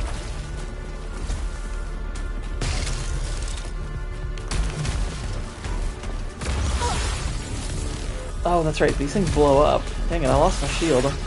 Forgot that these things are blowing up. Don't get close until they're done being dead. Wow, that's horrifying. See, I wish I could pick this up and have... I wish I could have both of these, since I have an open slot. Oh, wait. There we go. Alright, we're going to room 19. If we can survive that, I guess we're going to the boss fight. Oh my gosh! We're right on the cusp.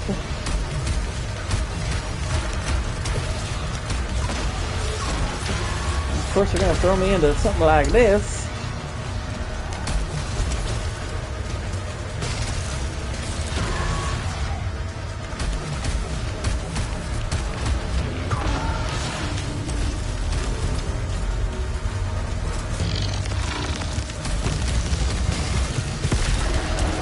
Got him anyway. Heck yeah. Get wrecked. I'll take that. Nice little health boost. We're going up.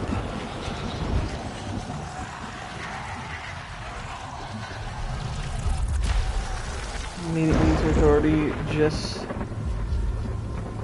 so you knew she had. Oh yeah, like she was highly authoritarian. Like her kind of joining the ranks of like Voldemort, not remotely surprising, even if she's doing it quote unquote, you know, while maintaining like I guess a bit of plausible deniability. But I don't doubt for a second she knows what's going on.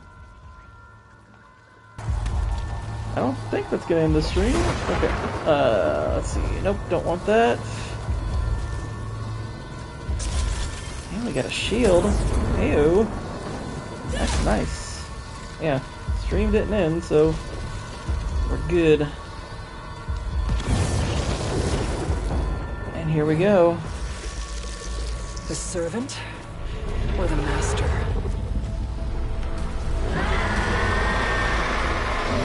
Shielded.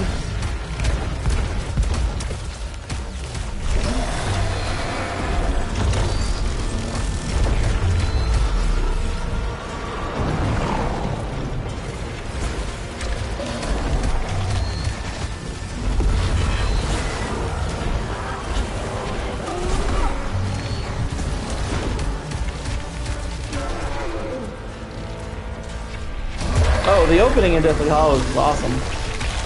I actually think Deathly Hallows 1 is pretty solid. It's just it's kind of hard to give it a high rating as a singular film because it requires the existence of the sequel.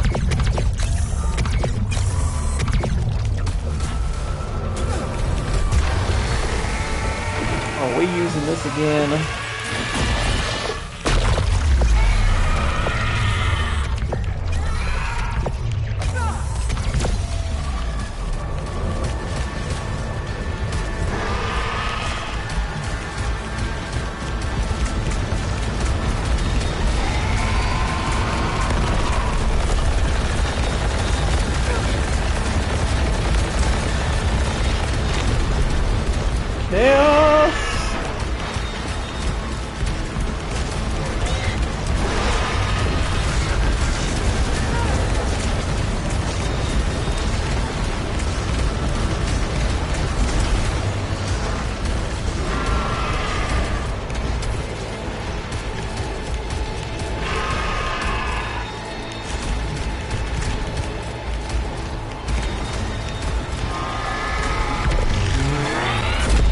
Dead, fool.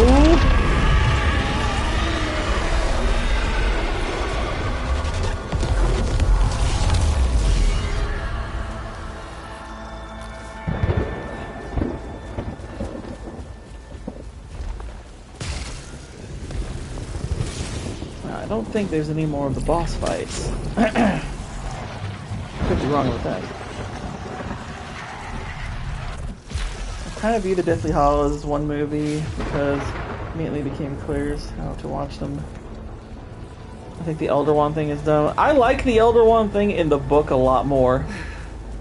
I don't think they do it all that well in the movie. I don't think they do it well at all in the movie. Especially the way it ends. Like the idea of like there being a most powerful wand, I'm like, yeah, that's fine. I'm okay with that. No issue with that. But they don't do a ton with that concept that they definitely could have. Alright, I think from here we just try to go as high as we can.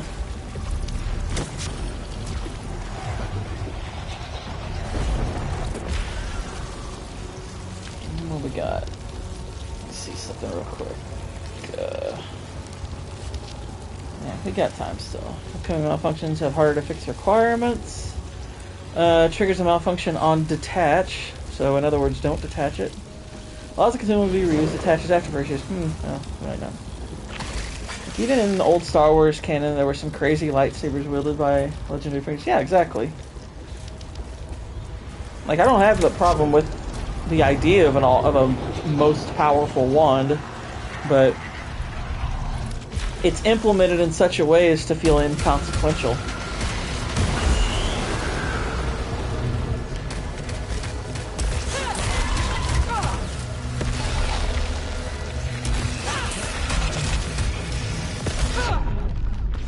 Oh gosh, these things are hitting hard. Holy crap, I didn't realize how hard these things were hitting.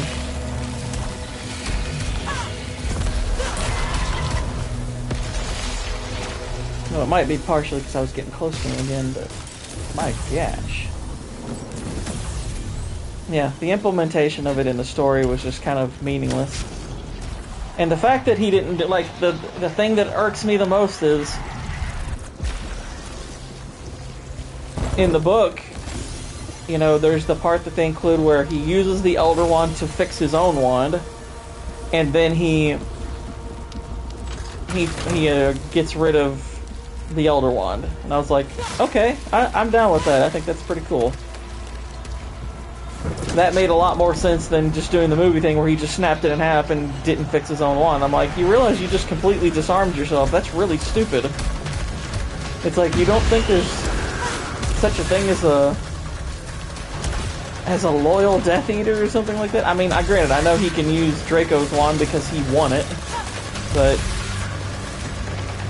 it's like him liking his old wand. It's like, yeah, I kind of like that more.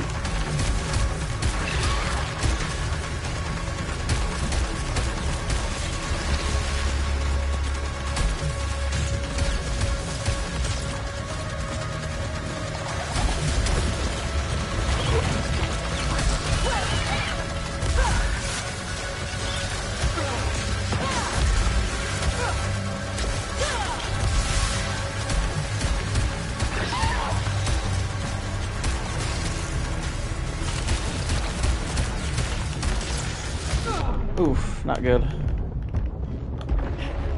It's like, well, this might be the end. Oh dear. Got that.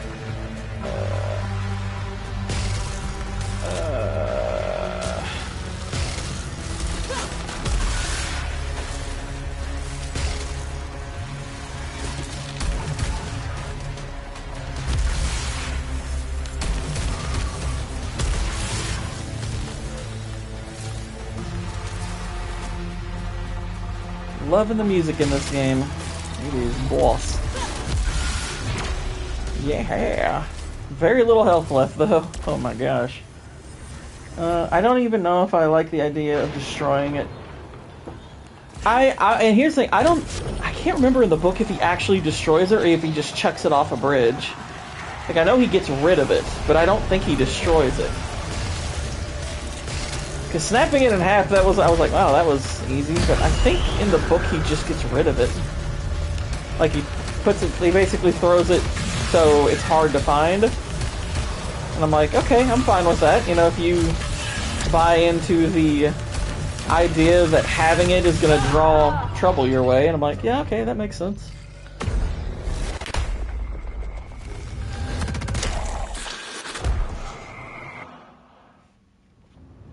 I think we can do some story stuff here, but then we'll go back to the main game. Back at the bottom. Again. Mother. Back to being a bottom. Hospital. I remember the unreasonable silence. I remember the vase, but it wasn't empty, not then. Poppies. It was filled with beautiful white poppies. They were unwanted, as was I. She's got serious mommy issues.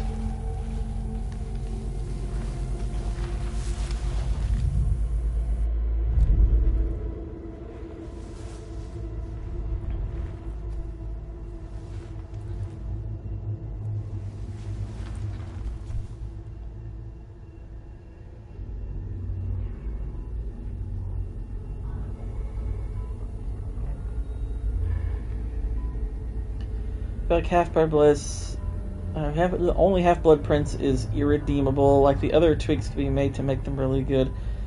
Half-Blood Prince... Oh, I just can't... I mean, I think that you can fix Half-Blood Prince by actually, fixing things to be more like the book.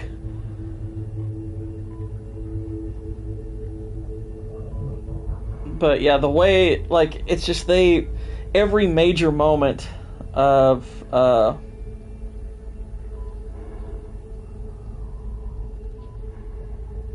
every big moment from the book, they just completely ruined. Okay, I looked it up. Alright, so in the book, Harry returns the Elder Wand to Dumbledore's grave. I'm like, okay, that actually makes sense. He buries him with it. So I'm like, okay, I'm fine with that. Distressed was how the news described it. Tragic car accident in Okanogan, Wenatchee National Forest. A woman is in critical condition and a child missing following an apparent car crash in Okanogan, Wenatchee National Forest. Authorities are yet to determine what caused her vehicle to drive through a guardrail at speed and plunge into the lake below, but have ruled out local weather and road conditions as a contributory factors. The woman is currently undergoing treatment for major spinal trauma, while police and rangers have as of yet found no trace of her missing child in either the lake or the surrounding forest. Local man joins space program.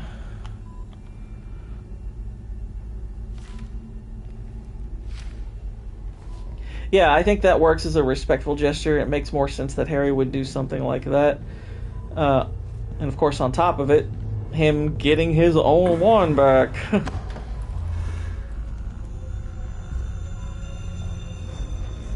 It's the ball.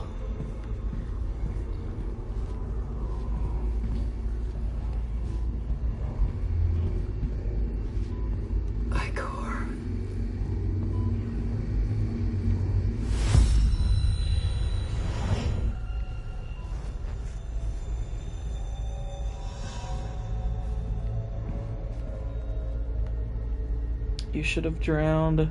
You should have drowned it. You should have drowned it out. You should have drowned. You should have drowned it. You should have drowned it out. It's like, ooh, that's creepy.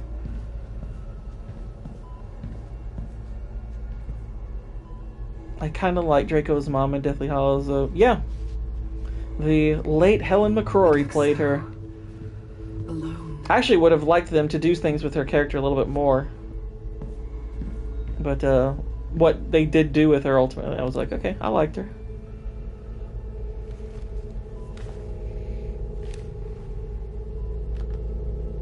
There once was a girl happy as can be, with Mommy and Blank making 3. They lived a life joyful and free, safe in their home amongst the trees. How she just says screw this crap and takes her family and leaves. Yeah.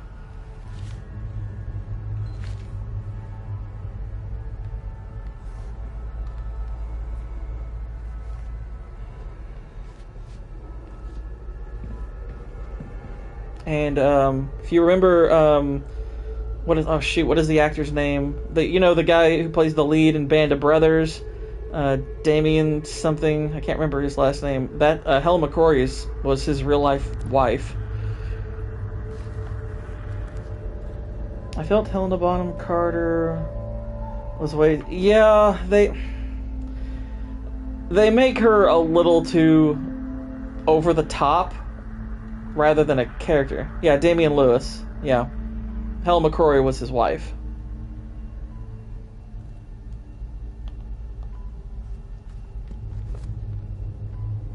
But yeah, she passed away from cancer a few years back.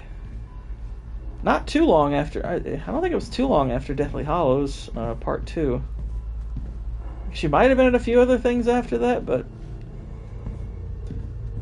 I'd have to look that up to be sure.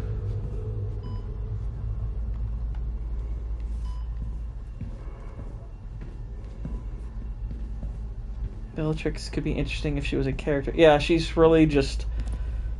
She's the female equivalent of a mustache twirling villain.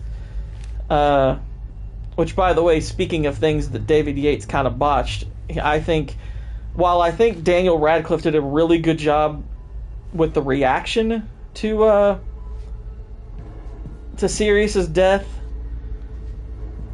I don't think it was done all that well. I mean, it wasn't terrible, but it could have been significantly better, I think, because granted, it is one of those things that if you read the book, it happens sort of abruptly, but it's one of those things where I think part of what's good about it in the book is that it's not even immediately apparent that he's dead. Like, he kind of just disappears behind the veil. Like, I don't think that there's even a line from the book that says she used the killing curse. Let's just go over that Bellatrix is Sirius's cousin. I mean, I don't mind that.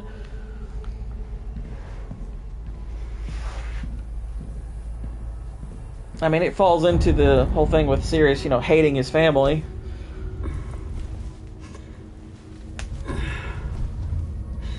But the fact that they don't really make anything of that in the movies is kind of annoying. It's like he mentions it, but that's all they do is he mentions it. Like, when they were fighting, like, I think they could have added, like, a personal touch to it.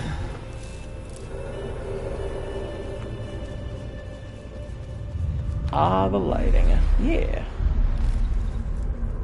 Yeah, exactly. They don't do anything with it, really. It's just like, oh, they're cousins. Like, oh, okay. It's like, and? Well, that's it.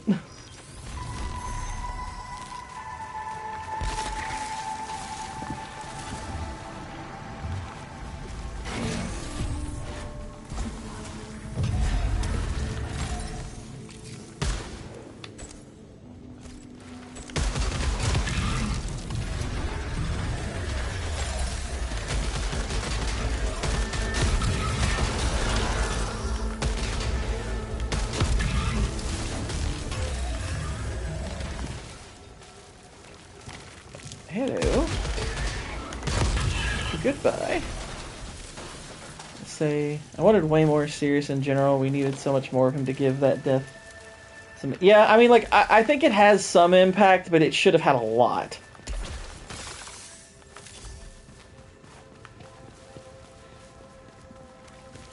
Creature the Beast. I'll tell you another thing that Yates sincerely botched.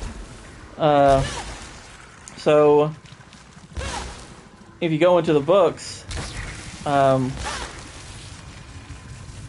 Dobby is actually in quite a bit more of the book, of the books. I know he pops up very briefly in Goblet of Fire, so that's why I'm like, I don't mind him being left out of that.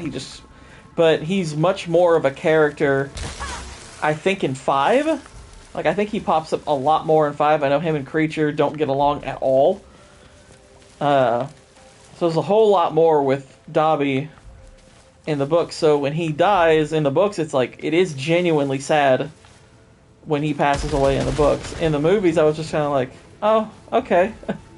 Well, that sucks, I guess. But if you don't have the context of the books, I'm like, is that really that meaningful? Because all we've seen of him up to this point is the second Harry Potter movie, and I kind of hate him in the second Harry Potter movie. I think he's horrible and annoying.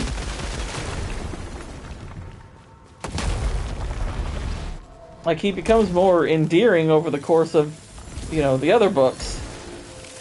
But in the movies, his death is just kind of like, okay. Oh.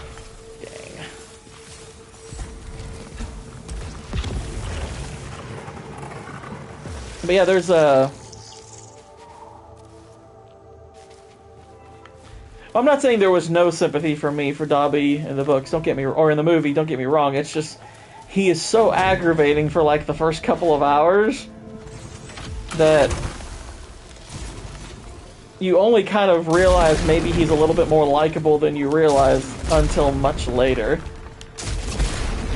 He does have that really good moment between, him and Lucius at the end of the second one, and I'm like, okay, yeah, maybe I like him a little bit more now, but a lot more is added to him over the course of the other books, so you're like, you like him significantly more after that.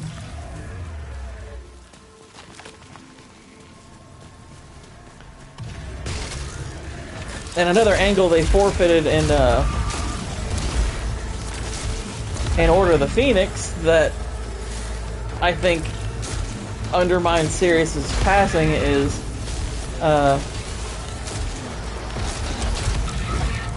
part of the interplay between Harry and Sirius in the fifth one is Sirius is basically getting like very very like stir crazy, kind of getting cabin fever and whatnot, being left inside of his home. And so he's like wanting to venture out and stuff. And there's a part where, he's basically trying to conspire with Harry, like, hey, I could do this, that, and, I could get out of here for a little while and blah, blah, blah. But Harry, because he's having all these visions of him dying that Voldemort's putting in his head, kind of freaks out. He's like, no, I don't want you doing that. And Sirius gets a little agitated with him. So which I'm pretty sure is their last interaction before they meet up again at the end before he dies. So it's like that being one of their last interactions is part of what upsets Harry so much. And it also adds to his anger at like Dumbledore because he got kept cooped up. It adds to his anger at Snape because Snape is kind of constantly taunting him for not being being particularly active while he's out risking his life. Which, by the way, if you want to go into something that the movies don't touch on a lot, it's as much as I love Alan Rickman's performance as Snape, there's a lot of unexplored story beats when it comes to Snape. There is a ton they don't do when it comes to Snape, because I think Snape in the movies, if you have no context of the books, I think Snape being good is obvious. Like, they make that overt in the movies, I think. Like, if I was just going by the movies, I'd been like, yeah, he's good. I know he's good. Whereas, if you go to the books, that's very much up in the air. You don't really know for sure. Like, the only kind of thing, like, that would clue you in, like, give you a good amount of confidence that maybe he's good is that Dumbledore is so set on, yes, I trust him completely. So it's like, okay, if you're given reason to trust Dumbledore pretty implicitly, so that's kind of your biggest hope. But when it comes to the way he's written, there's a little bit more ambiguity about him, about how good he is, because like, he does some pretty bad things, and the way it's written is to hide it. It masks it, and it does a good job of masking it. Whereas the movies, I don't feel like they mask it very well.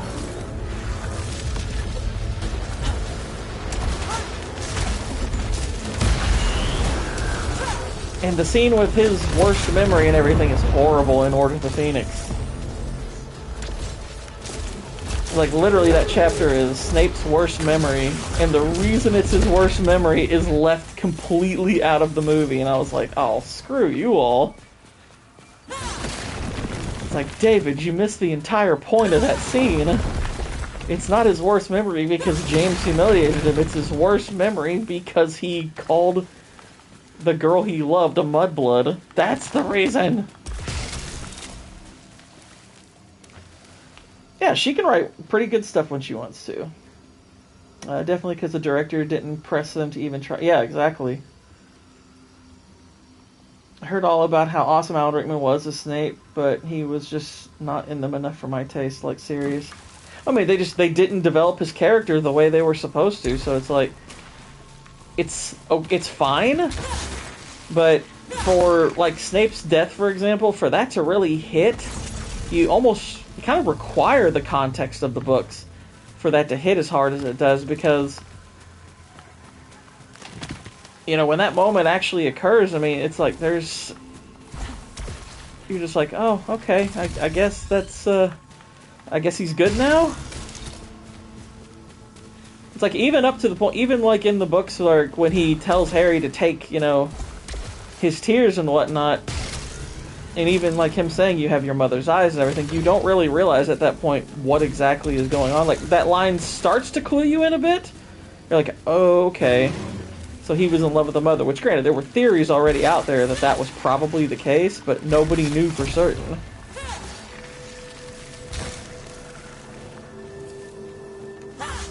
But yeah, it's just the Harry Potter movies, like, there's...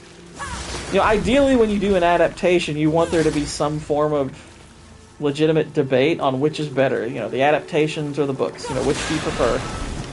That would always be ideal as a discussion. With Harry Potter, it's like, there is no discussion. If you're gonna pick the movies over the books, I'm sorry, you're an idiot. You kind of have to be an idiot to prefer the movies. Because the books are just so much better.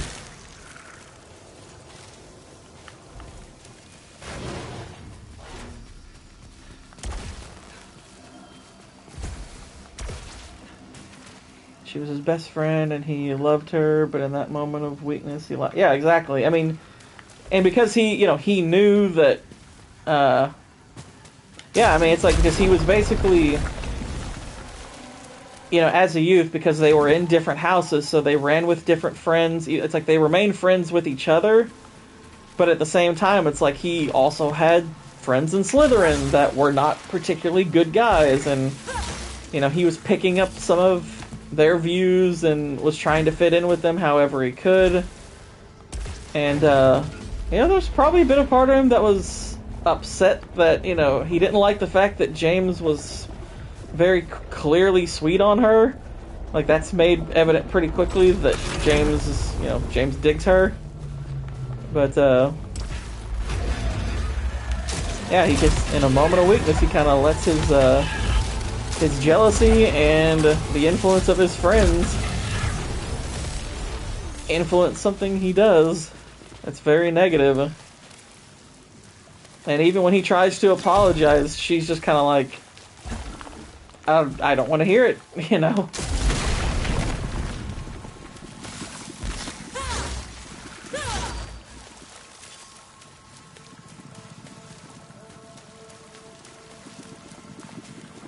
Let's see here. Yeah, I'll take that. I will take it. Let's see. I've only ever seen one Harry Potter movie in my entire life. Wow. But I'd pay good money for a long, completely drawn out version, page by page. Ghibli adaptation of the books. Just appreciate for looking out a window during the snow days and character. Yeah, I mean, like when they announced, like, we're gonna adapt a TV show for Harry Potter and we're gonna try to be as faithful to the books as possible, I'm like, that's not a bad idea at all. It's just a question of, do we actually believe you're gonna do it faithfully? And they're already kind of demonstrating with the casting that, nope. we have other things at play with this adaptation.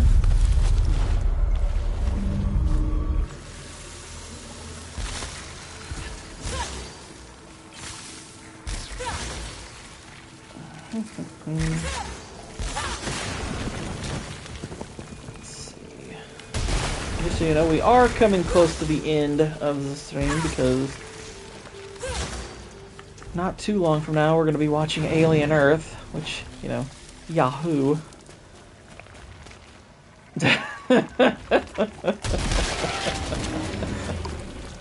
Exactly right.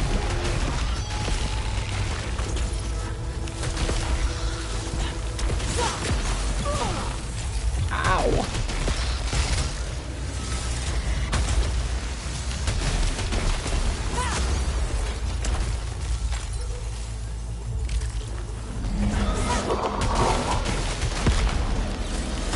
Well, here's the thing, Cannoli, with you, I would say at least read the books if you haven't, because the books are pretty good. I mean, it's like the books are actually pretty strong. I would at least recommend that. I mean, as far as the movies go, I would you know, determine whether or not you watch them based on how much you actually like the books. But the books are good. The books are definitely worth reading. They have issues. You know, anytime you introduce time travel, it's like you're creating problems. But it's not. How many books are there? 7. 7 books, 8 movies. Yeah, there's 7. Never mind that stupid cursed child thing they tried to do. That little play they added, which was retarded, and I would say that never bother with Fantastic Beasts. Fantastic Beasts is crap. It's cringe. But, I definitely recommend the books. The books are really good.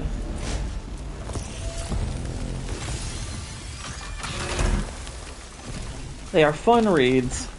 And the good thing is they get, like, I would say this, the first 2 books are fine. I don't love the first 2 books. The third book is where I think it really starts to pick up and get much stronger. But the good news is the first 2 books are also really short.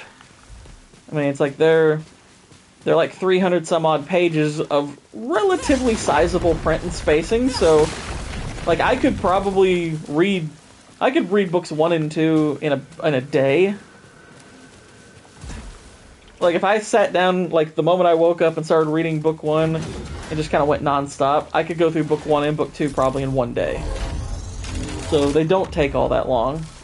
But then when you get to book 3, I'm like, okay, this is a big step forward, and then books 4, 5, 6, and 7 are all, like, awesome.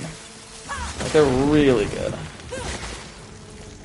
Yeah, 1 and 2 are relatively short, and they're still good. I like them. But just as the characters grow up, the writing gets better. So book 3 through 7 are a lot. Well, book 3 is not a lot longer. I would say it's noticeably longer, but it's not like it's the jump from 3 to 4 where you're like, holy crap, like, book 4 is like double the size of 3, and therefore like probably more than double the size of 1 or 2. Like, book 4 is where the size of the books really jumps. Like, I want to say book 3 is probably like in the high, like either like somewhere between like 350 and 450. And then you get to book 4, and that's like over 700 pages long. And then book 5 is over 800 pages long. Like, Order of the Phoenix is the longest of them. And then I think Half-Blood Prince is a little short of 700. And then Deathly Hallows is, I think Deathly Hallows is like high 700s, like 780-ish, something like that. But yeah, the jump from 3 to 4 is like the really big jump in length.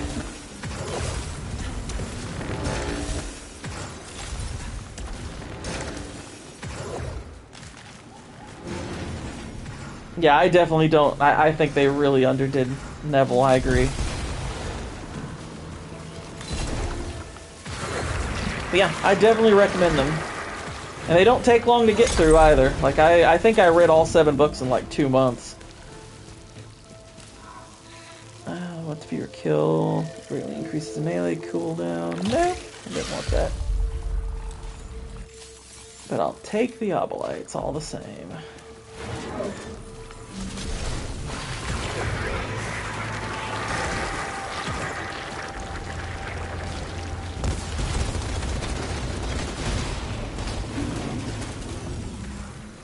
I spent an audible point on the book.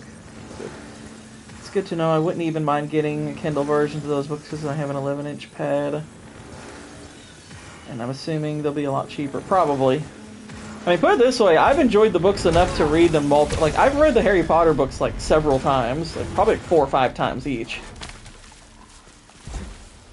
Like, they're easy reads and they're fun reads. I do very much enjoy them.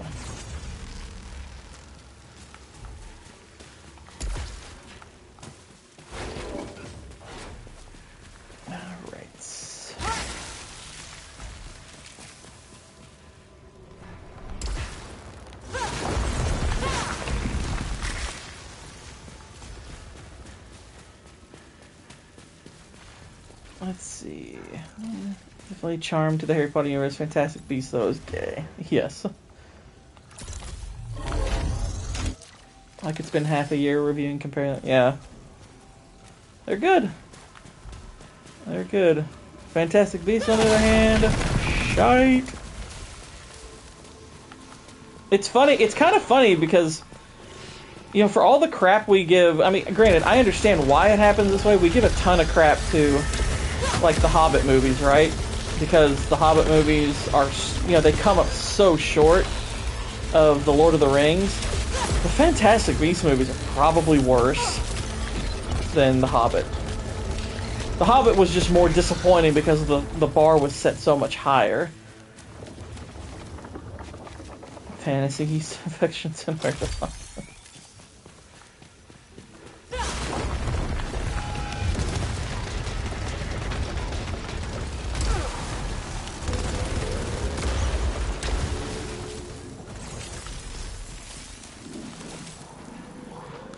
Alright, we'll open that up. Sure.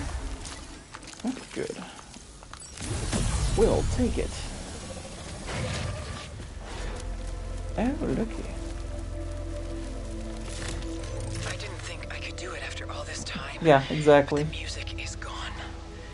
I want to record this while I feel balanced. Now that the music is gone, I feel an ancient But I pulse just in the got center out of the world. of... The hive mind discovered something in those depths. Whatever they Nobody found, too fun time. Oh, that's good to know. trapping me in the cycle. Yeah, I am going to be stopping soon because we're going to be watching Alien Earth here in a little bit. The truth is waiting for me there. If what she says, if what I say is true, that could be my way out of the cycle. Sweetheart, you ain't getting out of this. I'm sorry.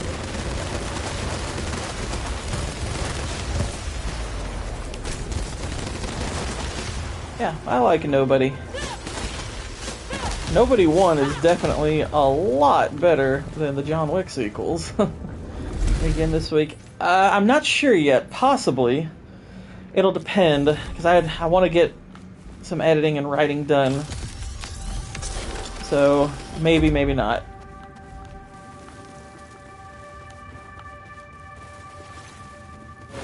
Yeah. Freaking Alien Earth.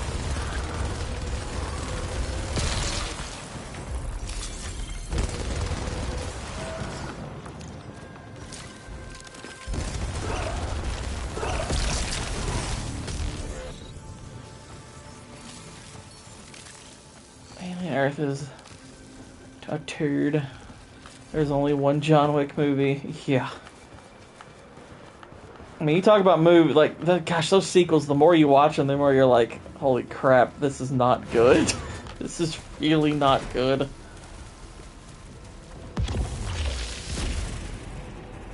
Because there was a time where I really enjoyed John Wick 2. Brief time where I enjoyed John Wick 3. 4, I was kind of already black-pilled on the sequels. And so when I got to 4, I was just like, this is crap. Oh, no problem, dude. And thank you. We'll be wrapping up here shortly. Is to be on the front lines of discovery.